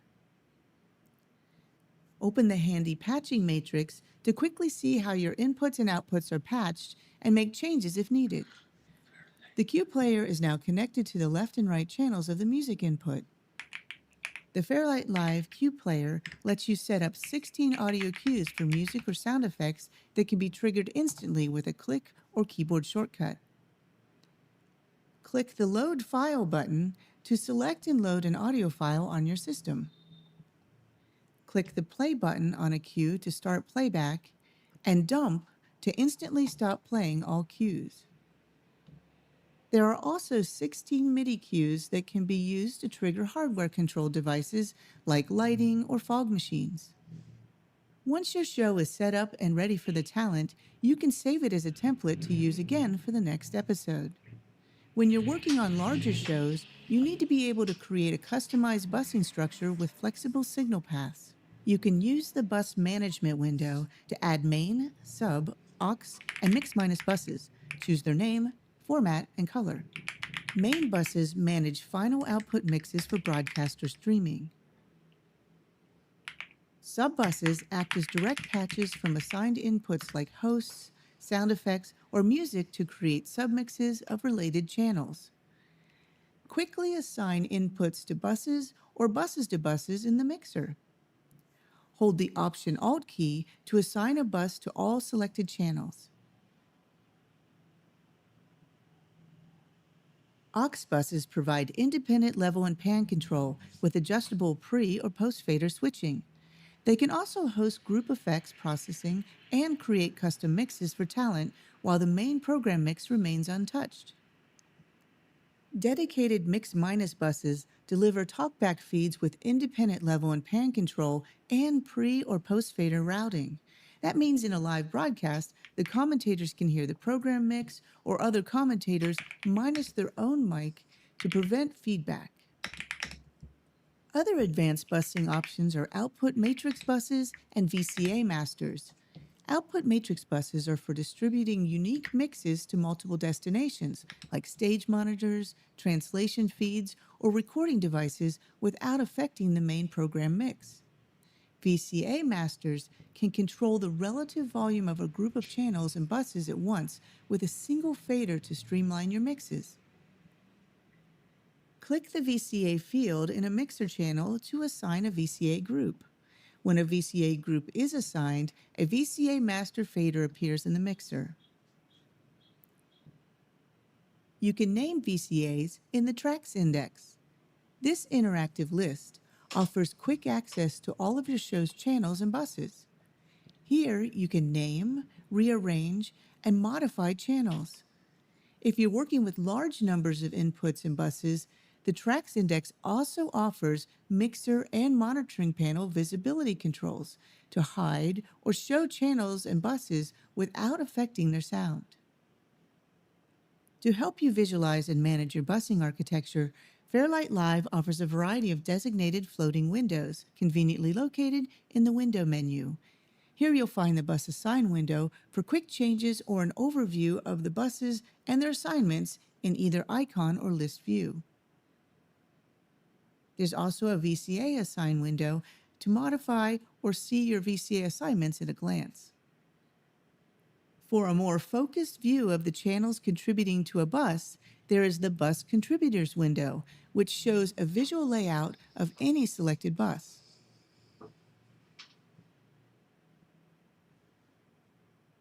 Fairlight Live has a complete set of integrated broadcast features for live production.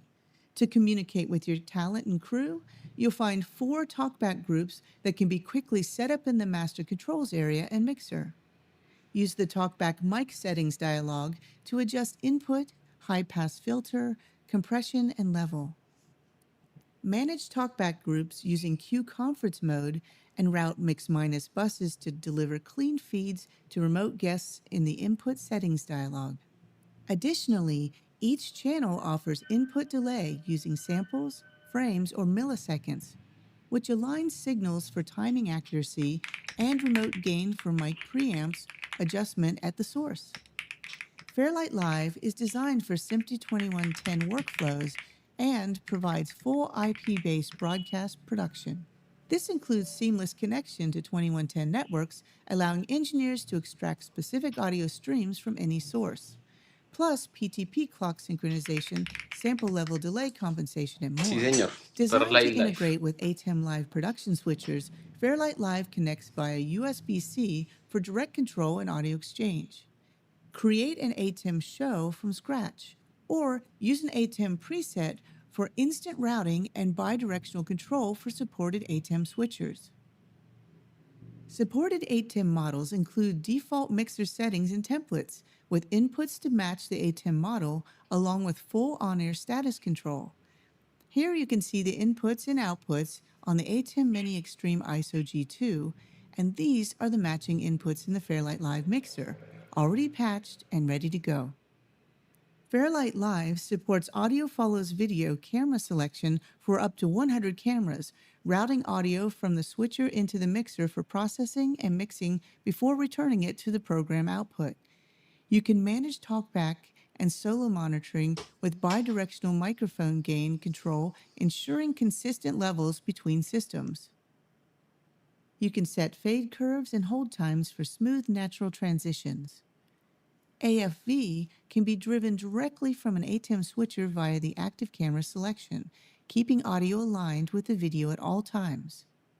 When it comes to plugins and essential processing, Fairlight Live includes a full set of built-in effects. Each input or bus features a 6-band EQ, dynamics processing, and panner for detailed control over tone and dynamics. Fairlight Live also has an extensive library of 30 native plugins, covering de-essers, reverb, delay, and more. Third-party audio unit and VST plugins are also supported. The Chain Effects plugin can expand 4 effect slots to 24 plugins. There's even a new auto mix processor. Built-in signal generators provide you with a complete set of tools for system testing, calibration, and troubleshooting. Use the generator settings dialog to enable and adjust levels and settings for the oscillator, tones, and noise generator with options for white or pink noise. There's also a media player for playing a folder of audio files like a pre-show music playlist. And finally, a slate with independent controls to trigger any of these sources. The patching matrix dialog routes each generator source to any channel, bus, or output for system checks and alignment without external hardware. Fairlight Live has extensive keyboard customization, so you can tailor shortcuts to work faster without having to stop and click through menus. You can trigger key functions such as cue player control, player recorder, routing changes, and system setups instantly. Capture your live performance in rehearsal using Fairlight Live's built-in record and playback system. Use the easy access buttons anytime in the master controls area, or open the floating player and recorder window for familiar transport controls. Open the show settings window for virtual soundcheck settings specific to your current show, such as the option for time of day timecode and starting locator 1 at record start. The show settings window also includes specific controls for audio engineers to set frame rate, solo modes, and levels. Switch between listening to an input before fader adjustments to confirm it's set at a good level, or after fader adjustments to hear how it will sound in the mix. Fairlight Live has pre-fader listen and after fader listen solo monitoring, so you can listen and audition individual channels or buses without affecting the main mix. The PFL plus AFL option puts 2 solo buttons on each mixer channel, so you can switch between those 2 listening options. There's also a set of solo options for a dedicated pre-fader backstop mode, which keeps a consistent reference so the listening level doesn't jump suddenly when channels are soloed. Snapshots let you save and recall the entire mixer state, providing a powerful tool for show setup and real-time control. Fairlight Live snapshots can be sequenced between different segments, such as a broadcast commentary, halftime performances, or musical acts. In this podcast example, there are 2 snapshots, and you can see in the mixer that the remote guest input is muted with the fader down. You can load the next snapshot by clicking the button on the snapshot window, using a keyboard shortcut, or pressing the snapshot button on the Fairlight Live console. Use the global recall controls to determine which channels and buses are recalled and updated when a snapshot is recalled. Isolated channels will not be changed. Recall speed controls the rate of the automation between snapshots to create a smooth transition. Multiple Fairlight Live stations can work together on the same show for redundancy, prep, and distributed workflows. The primary mode operates the full-featured system, providing complete control of all inputs and outputs within the mixer. Failsafe mode uses a secondary system that mirrors the primary, ready to step in if a failure occurs. Prep mode allows you to build and test shows offline without affecting the live system. In addition to primary and backup engines, Fairlight Live lets you control the mix from separate computers, extending operation beyond a single system. Remote mode supports multiple operators on separate computers. You can hand off a section of the mix from the primary to a remote operator, who updates only the assigned channels or parameters in real time.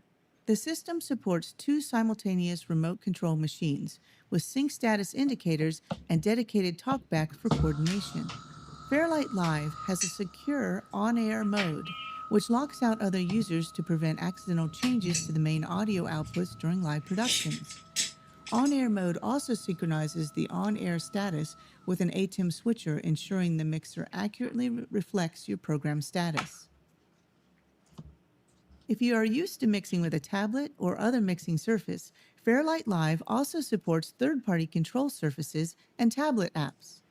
You can add mixing control to Fairlight Live using Mackie MCU controllers and OSC-based iPad or tablet control. I hope this gives you an idea of some of the powerful features in Fairlight Live and what it can do. For more information, go to blackmagicdesign.com. Thank you for watching. So you can see how powerful Fairlight Live is. You know, it's been designed for modern SMPTE 2110 workflows. I'll come back down this way. So, you know, we need to connect to these SMPTE 2110 systems. So like all the new equipment we've been working on, we have an adapter for that. It's called the Fairlight Live 2110 IP audio adapter. It's a small converter that can be rack mounted. It'll be available later in the year. But however, what's the most exciting part of this though is the ATEM switches. So I've also been working on updates for all the ATEM switches. That's because all the audio currently is going into the ATEM switcher. So it has everything at the moment, including talkback. So adding USB audio to the ATEM switches would let us get to that audio. Now the update we've been working on will work on Bueno, most se acerca el momento, ATEM models muchachos. that Ya have the está webcam próximo el support. momento del So the anuncio software update de will let you DaVinci switch Resolve. the USB from Atentos. webcam to USB audio, and then you get multi-channel audio from all the inputs of the ATEM through the USB. And then Fairlight Live can see those inputs, and it can get all the audio. Then Fairlight Live can push the audio back into the ATEM switcher, where it overrides the internal audio mixer. So you can use the Fairlight Live to take over the audio mixing. Now we don't have all the switches supported yet. We're kind of working on this, but we have support for the 1 and 2 ME ATEM Constellation 4K models. It's also supported on the ATEM Television Studio HD and 4K models. Plus it's supported on the ATEM Mini Pro and the ATEM Mini Extreme models. And we'll be adding more models over the next few weeks. So you get a number of different audio channels depending on the ATEM model in what the hardware can do. On some models, you can even route the audio. And Fairlight does that. Fairlight Live can take control of the internal ATEM audio routing. The audio engineer can then just basically get any audio they need from the switcher. They can also access the channels 15 and 16 for the talkback. Fairlight Live has talkback buses, so you can manage complex talkback with it. Like on ATEM Constellation 4K switches, you could embed different audio into different SDI outputs. So you could send different SDI outputs to different cameras, and you could have isolated talkback buses, which would be really cool. And they'd have different audio sources, and you can essentially create mixes for those talkback buses. Plus, because Fairlight Live talks to the ATEM switcher, it can also do audio follow video, but it's not locked to just specific inputs. You can actually do complex mixes based on the ATEM input that's on air. So it's going to be a really nice update. So Fairlight Live is going to be a big update for ATEM users. And so I think it'll be really exciting. I mean, I can't wait to see what people do with it. Now, Fairlight Live will be available to download today free of charge. There's no in-app purchases or anything like that. We just want all our ATEM customers to have it, kind of as a thank you for buying the switcher. We really want people to be able to use Fairlight Live, and it's so much more powerful than the built-in audio mixer. Actually, I think it's more powerful than any audio mixer. And when you play with it, you realise it doesn't feel like a kind of version 1 software update. It's got so many features, it feels more like a version 10. But the best news, it'll be available today as the public beta, so I think it'll be really exciting to download and try it and see what it's like. Plus, we'll have software updates for the ATEM switches, which will also be free of charge. We're going to go public beta with those today. So you'll be able to download the software and get USB audio from your switcher. Then you can try Fairlight Live, and I really can't wait to see what people do with with it once they start working with it. But there's, again, of course, only so far you can go with a software audio mixer. You need faders and a control surface, so we've done that. It's called Fairlight Live Audio Panel 10. It's basically an audio panel with 10 flying faders. Let me bring it out and show you. It's over here. There it is. Nuevo panel de Fairlight Live. You can see the design is really dominated by this large LCD here. It's an 11.5-inch LCD, which means you get 10 inches along the bottom there. So it's an inch spacing between the channel strips, which is a really nice balance between density and having enough space around to control the knobs and things. Let me show you the back.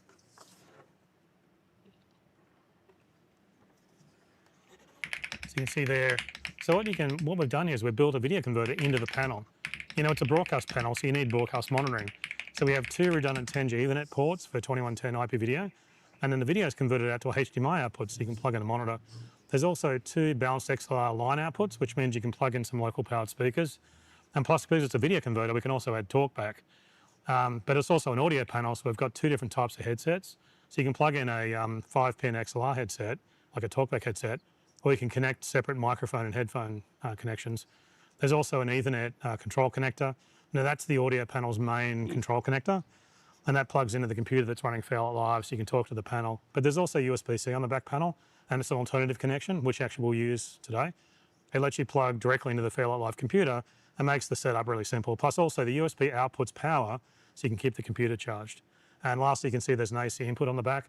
Plus we have a broadcast 12-volt DC power connection for like a backup power supply, which is convenient having all this converter built into the panel. It basically eliminates all the complexity around your work area. But anyway, let's plug in the Fairlight Live panel and show how it works. So I'll swing it back around. So there it is there. So let me put some power. Whoops. and I'll plug in USB. So I've just got a USB connection down to the Fairlight Live computer. And just there, if you can get in on the, there it is, it's all connected up. So that's actually connected down there. So if you can get in on the LCD there, I can show you kind of some of the functionality, if you can get in sort of close on that. So you can see we have all the audio faders along here. Now if you look down at the channel strips down here, we've got knobs, and we've got, obviously we've got the flying fader, and we've got the select and the solo and the mute buttons, but these knobs are represented by the displays along the bottom here, and you can see the channels. And so when we go into, say, a function like EQ, you can see what we now get on the LCD is we get these buttons along the top are represented here, and these knobs on the deck here are represented across here. So I can adjust the EQ, and these controls, I'm not sure if you can get in there and see that. These controls are adjusting that. And of course I've got compressor, so you can see they change. So I can now change, you can see the gain, negative gain coming in. So it's pretty cool. So that's the controls there, and of course the buttons. And you can page across as well. Then I can come down to, like, it's got 3D panning, you know. Oh, also one thing that's worth noting is that when you have any of these displays up, when I'm just on the main channel controls, I've got it full height of the screen, but when I go into any of these screens, it shrinks the entire channel display down to here. So I use the top part of the screen for the specific function I'm in, but I still have an overview of what's going on down the bottom, including even the pan. So you can still see the pan control there. So if I go down into pan, I've got 3D panning. So you can see forward and back. You can see it actually zooming in, coming forward and back. So I can move around in 3D space. It's awesome. And then I can, oops, I've got all kinds of things. I can go back to the home menu. I've got different layers, so I can move between different layers. I've got all the functionality that Mary just talked about in Fairlight Live is actually represented in these sections here. So it's really cool. And I can also do other things, like I can see the masters along the top by pushing this button, or I can go and see an overview of all the audio on the panel. So that's really cool. So it's exciting. So we think it's an incredibly premium panel. I've just done a quick overview here, but we really wanted something that matched Fairlight Live's features and its elegance, Vamos a ver el Plus precio. we didn't, you can use simple third-party panels. They work with Fairlight Live, but we wanted something much better, something less sort of generic, and a design with really the features that take advantage of Fairlight Live. But I just love this big LCD. It makes it so easy to use. It's like its character comes through on the screen. So this new Fairlight Live Audio Panel 10 will be priced at $2,195. We think it'll ship around July. However, that's not all we've done. We've also done a 20-fader panel. And this model is called the Fairlight Live Audio Panel 20. It's exactly the same design as the 10-fader panel, but it's double the width. Let me bring it out and show you. It's over here. It's quite a lot bigger. Ush, hay uno más grande. Qué locura.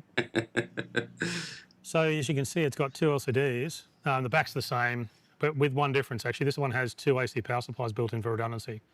So it looks so nice. When the panel gets wider, it actually kind of looks sort of more professional. It's really quite cool. So this model, the Fairlight Live Audio Panel 20, will be priced at $3,495. It's still very affordable for this many broadcast features. However, I've also done a Lo que les dije, esa mesa es infinita. It's got 40 faders. It's called the Fairlight Live Audio Panel 40.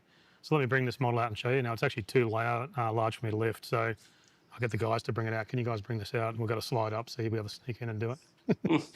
Hay otro más grande. So this one is very wide.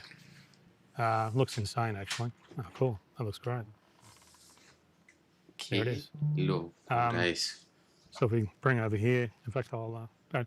So you can see it's quite wide. It's means it can do very complex jobs. I'll plug in the power. The power's already in, and I'll plug in the USB. See it come up. So it means it can do, this one can do very complex jobs. We really need a panel this big to keep up with the features in Fairlight Live.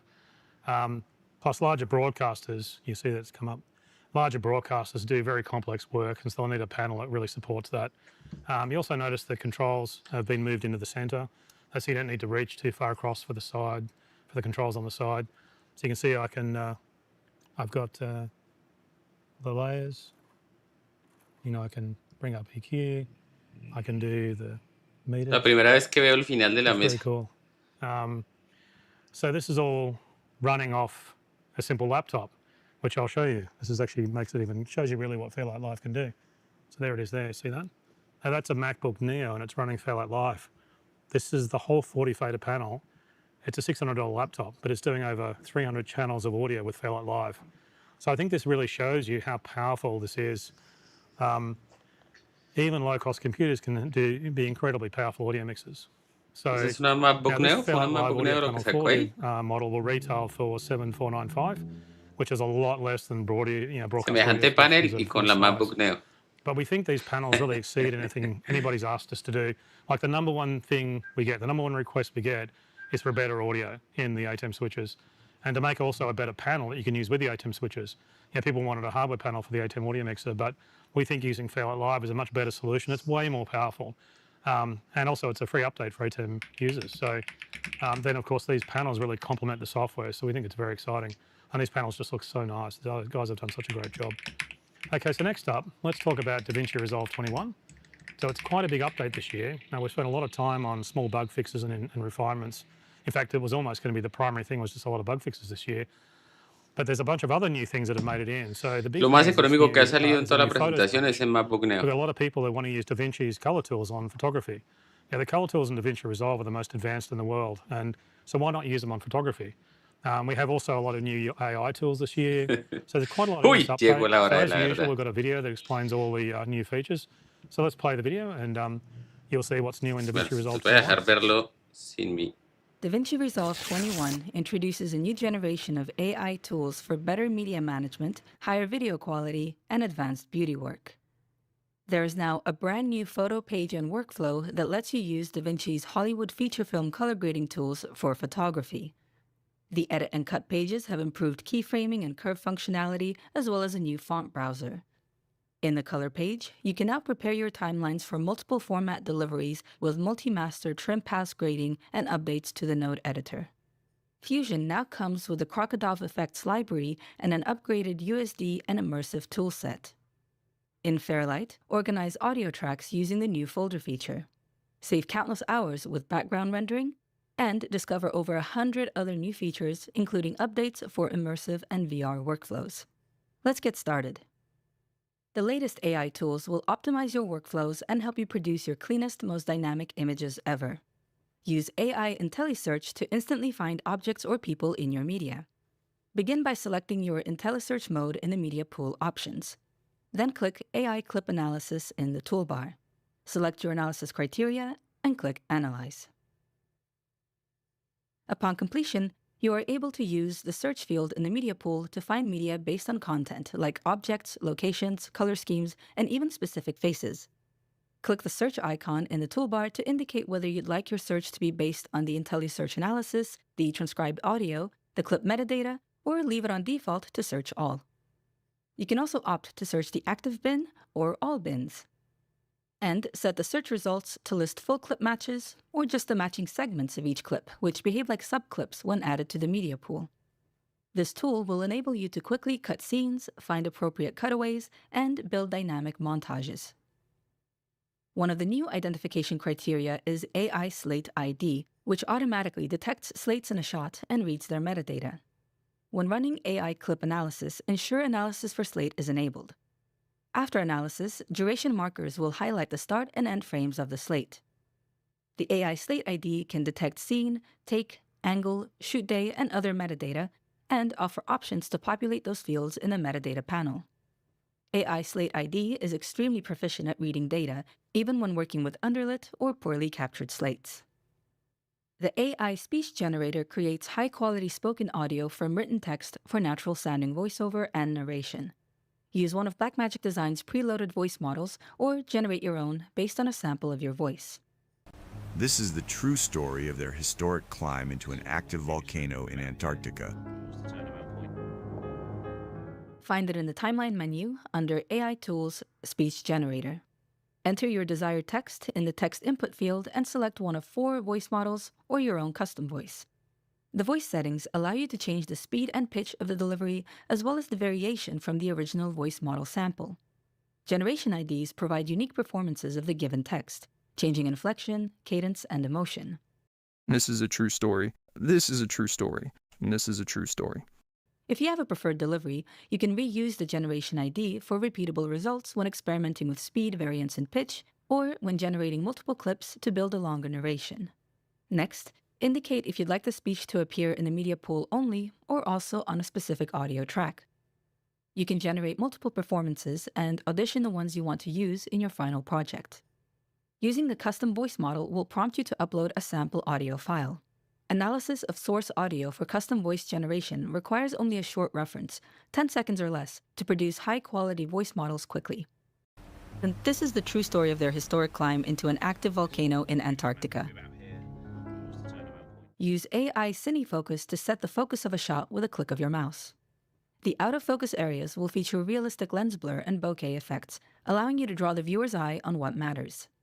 Extensive controls in the settings allow you to customize aperture size, focus distance, depth of field, and many more parameters.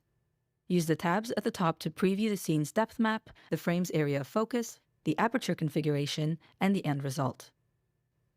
Keyframe parameters, such as focus distance, to emulate racking focus. You can even adjust the bokeh shape and add chromatic aberration. DaVinci Resolve 21 features more beauty and face effects than ever before. The AI blemish removal tool identifies and reduces superficial skin imperfections such as acne, discoloration, spots, and pores while retaining the appearance of natural skin texture. Use the strength slider to adjust the intensity of the tool to better suit the subject in the scene. Use the AI Age Transformer to age or de-age a face. The controls are simple. Start by detecting the faces in the frame, and then use the tracking controls to follow their movement. Enter the subject's approximate age, and then use the age offset slider to make them appear younger or older. This is perfect for continuity when producing stories that span many years. The AI Facer Shaper allows you to adjust the size and shape of individual facial features. Detect and track the desired face in the frame and disable the overlay. Then use the tool's parameter sliders to position, proportion, and animate face shape, eyes, nose, mouth, and eyebrows. Use it to push up performance for comedy and horror or to animate static images. The new AI Ultra Sharpen is DaVinci Resolve's most advanced sharpening tool to date.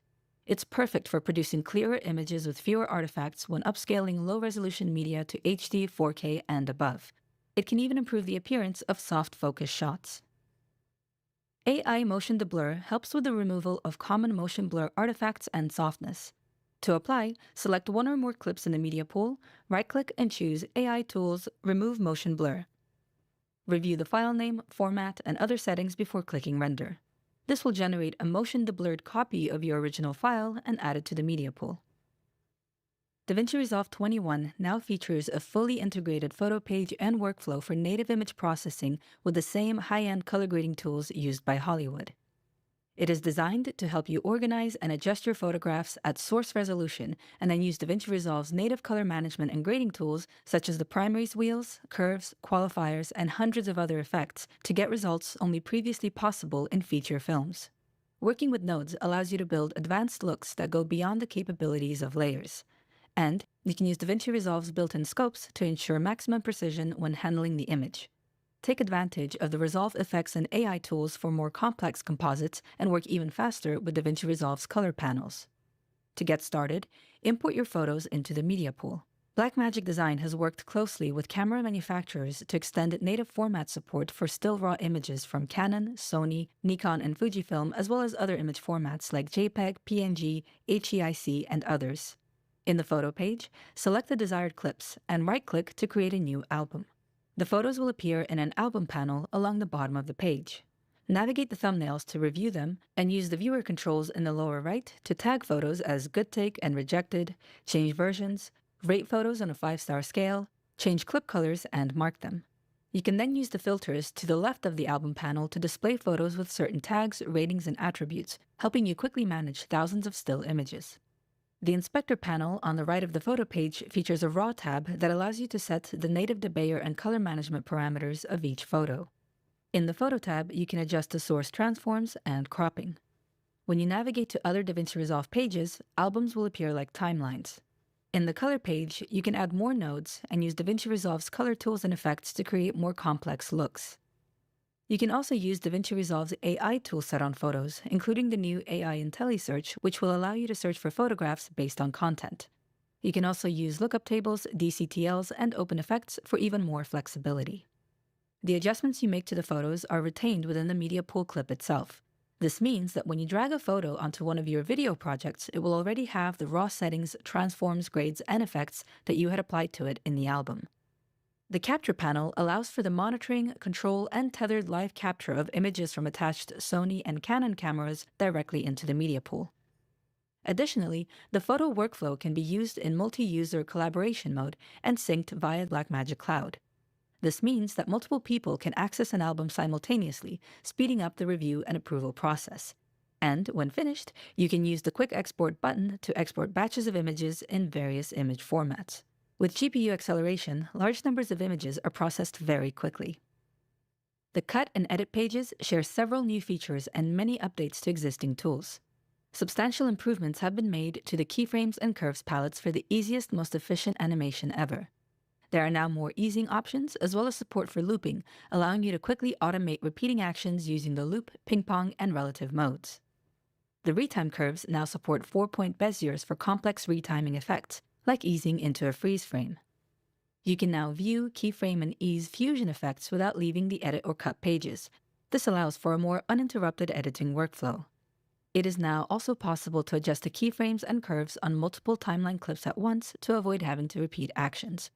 And there is subframe support for markers and certain keyframe parameters on the timeline to help you better align animation to audio subframes, a crucial feature if you're trying to animate to beats or musical cues.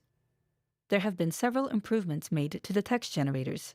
DaVinci Resolve 21 comes with a multi-language text spell checker. Spelling mistakes are highlighted in the inspector text box and the viewer when the Fusion overlay is enabled. Right-click a word to preview suggested replacements, learn spelling, or ignore the word. When selecting a font, hovering over the font list now displays your text in that font so you can edition it prior to making your decision. You can also launch the font browser window to preview, favorite, and search your fonts. And emojis are now supported. You can now drag OGraph HTML graphics directly into the media pool and onto your timeline.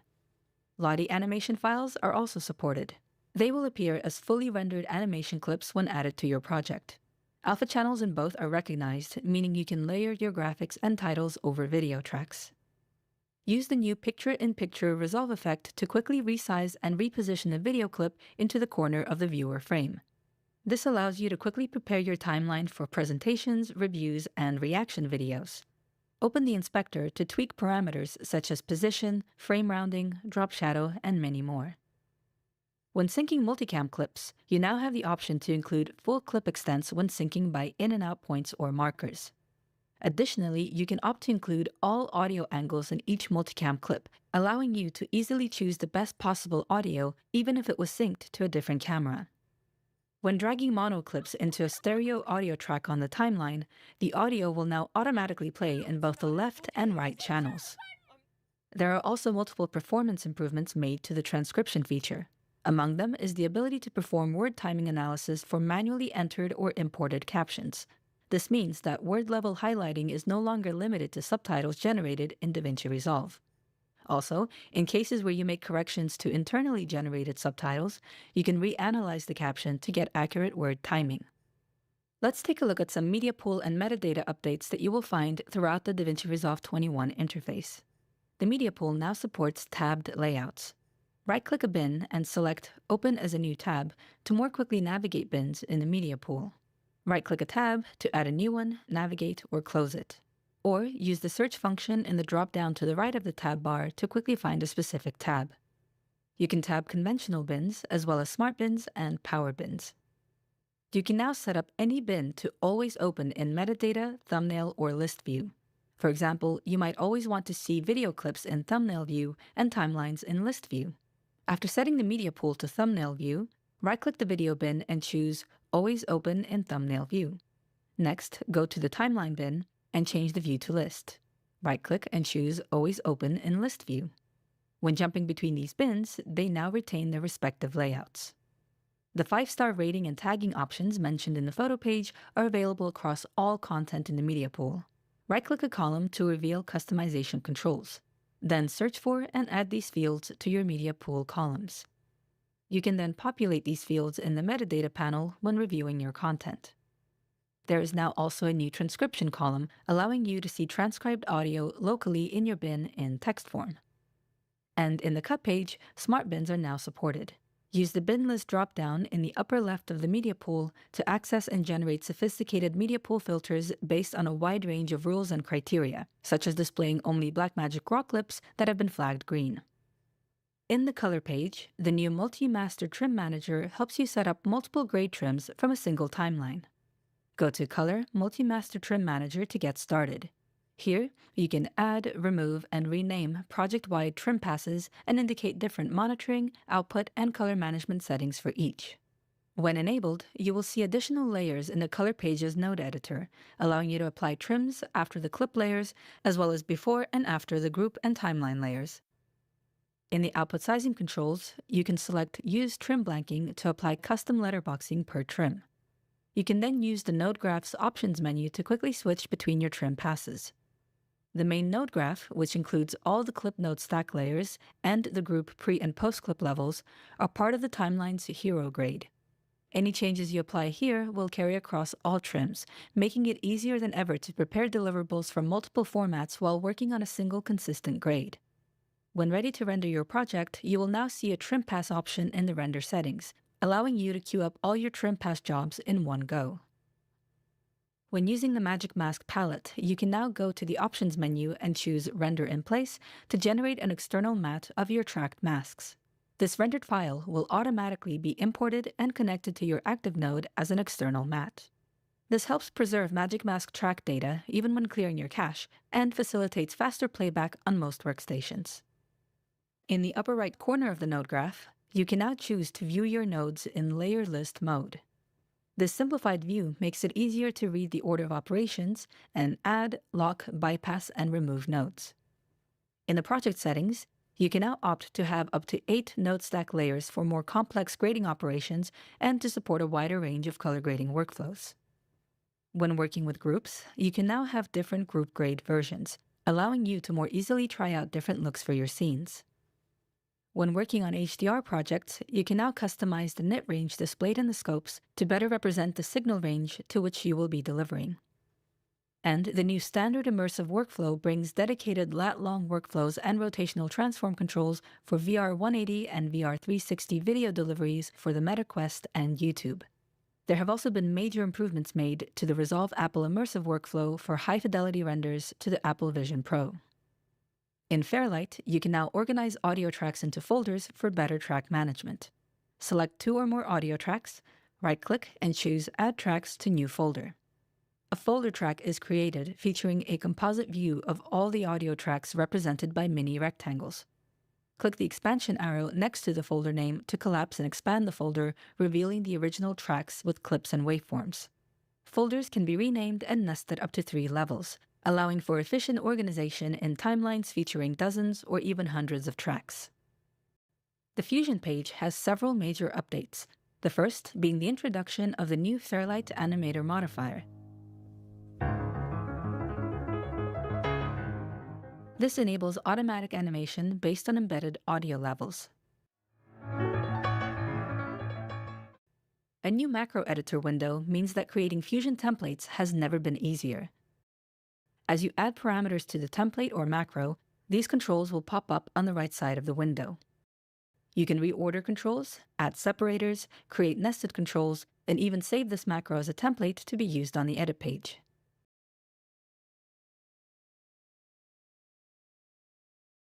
With the new Multi-Inspector button, you can edit common properties that are shared among the selected nodes. After selecting multiple nodes, click the Multi-Inspector button and common properties will be listed in the inspector. Now, when you adjust one of the properties, all the selected nodes will be updated. In addition to controlling multiple nodes at once, you can also control multiple layers in a single node, such as with the multi-poly or multi-merge nodes. Fusion's Lens Distortion tool now allows you to analyze checkerboard grids on a single frame or a range of frames to derive a lens distortion solve. This is essential when unwarping footage for 3D camera tracking or for warping 3D renders so that they match the camera's natural lens distortion. Fusion's native 3D renderer now enables cryptomatte data for both objects and materials, allowing you to build complex mattes without multiple renders.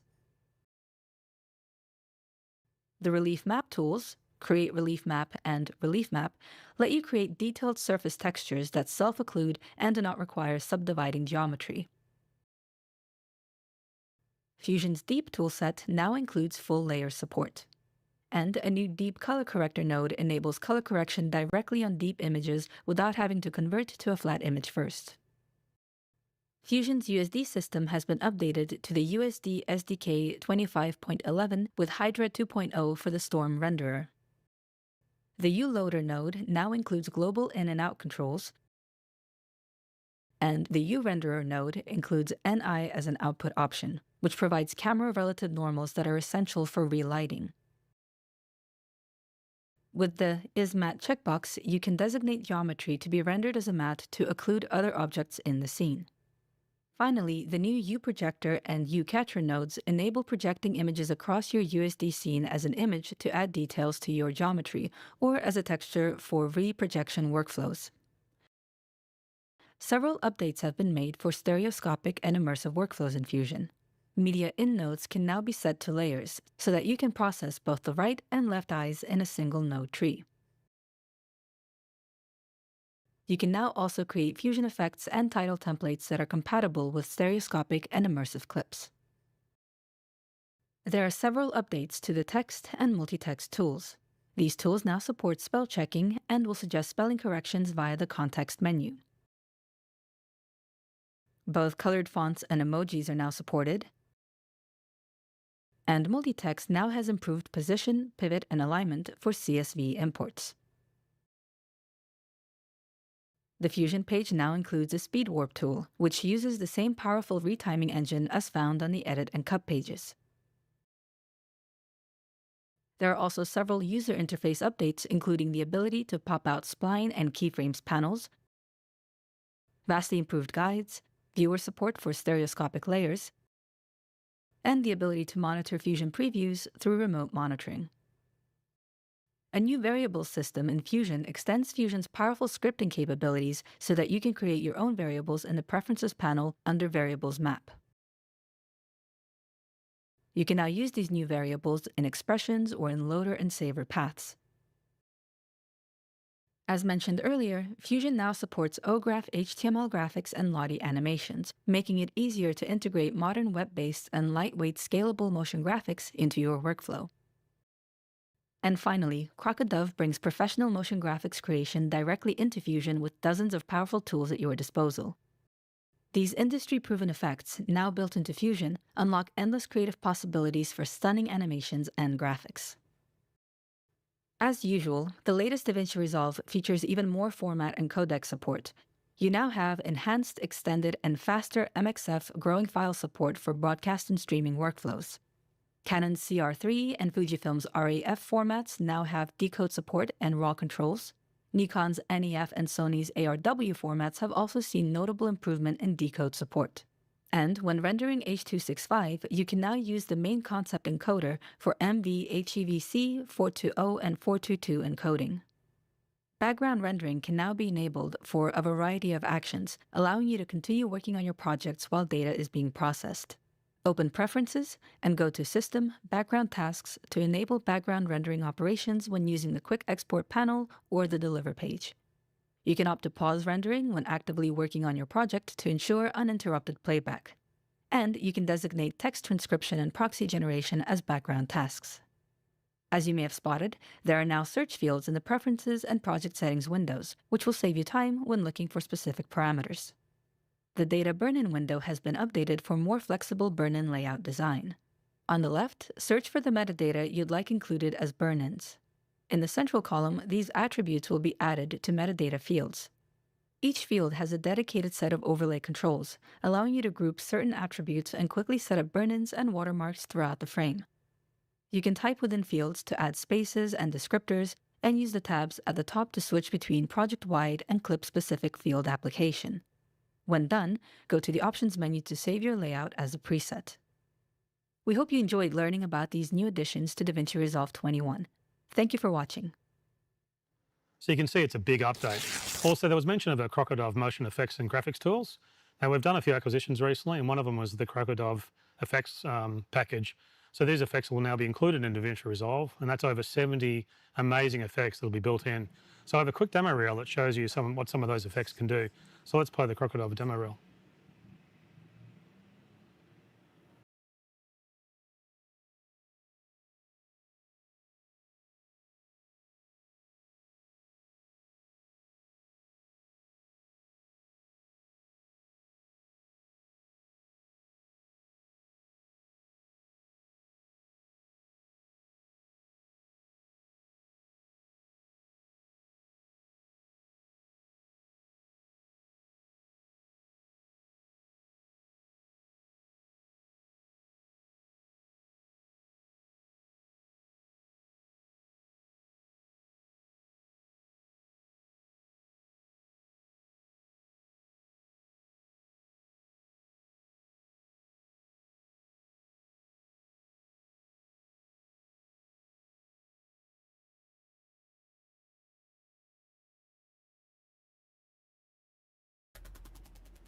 So I think these all look amazing, and now they're all fusion effects. So you can build, you can build on them and customize your own styles.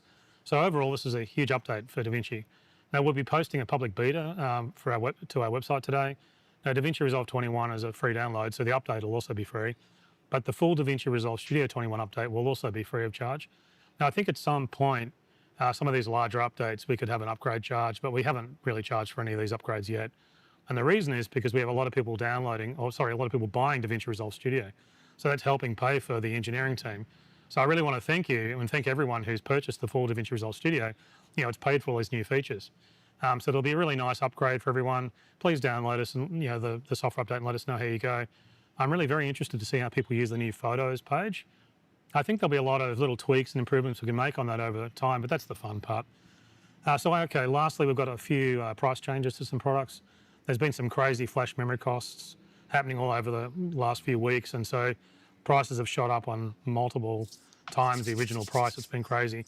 So what we've done is we removed the 8 terabyte media module from the Blackmagic Cine 17K65 body only model. That's the one that's just the body without any of the accessories. And we've replaced it with a CF Express module. So now you can record on CF Express cards at lower frame rates and lower quality, but it makes the camera much more affordable. And it's really important if you just want the body and you already have media modules, you don't need to be forced to buy a media module every time you get the camera, particularly the body only model. We have the kits that you can buy with, more items like the media modules. So the Blackmagic Cine 17K65 body only model price will be reduced from $21,995. It'll come down to $16,995. So you can really see what a difference removing those memory modules takes with the memory prices at the moment. We also have a price reduction on the Blackmagic Cine Immersive. That's the original immersive camera. You might have noticed that the 100G model was actually less than the 10G model. That we've got a new lower price for the Blackmagic Cine as well, immersive as well. And it's really manufacturing improvements. We've been automating more and getting better at building the cameras, so it brings down the cost. So the Blackmagic Cine Immersive will be reduced in price from $29,995. It'll come down to $24,995, which is a much better price. So that's about all for this update. We've covered quite a lot of products and updates we've been working on. So it's been really great to be able to explain everything and to share some of our thoughts on how we're designing these products. And plus we give you a bit of a glimpse of some of the future roadmap for these workflows.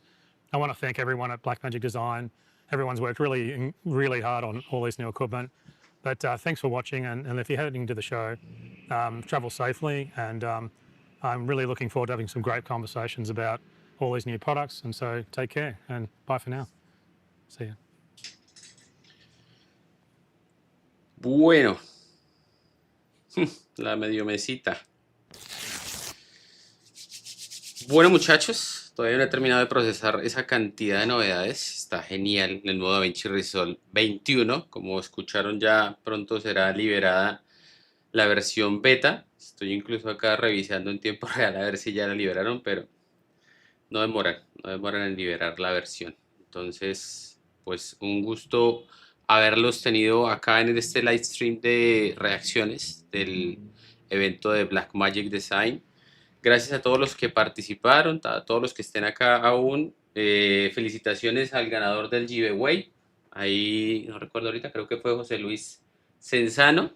Y hay un descuento del 10% en toda la tienda de HR Creativos por si alguno quiere comprar algún Power Grade o algún elemento y apoyar de esta manera el canal. Gracias a todos y estamos atentos. Voy a ver si puedo adelantar un poco de video de novedades, de review, que son bastantes cosas y espero poder tenerles al menos un resumen quizá de las novedades de DaVinci Resolve ya en español para los que quizá no hayan entendido la gran mayoría de las cosas que se presentaron, pero pues igual es gráficamente entendible para la mayoría de las novedades que hay. Está genial. Bueno, muchachos, Dios los bendiga y que tengan un feliz resto de día. Chao, chao.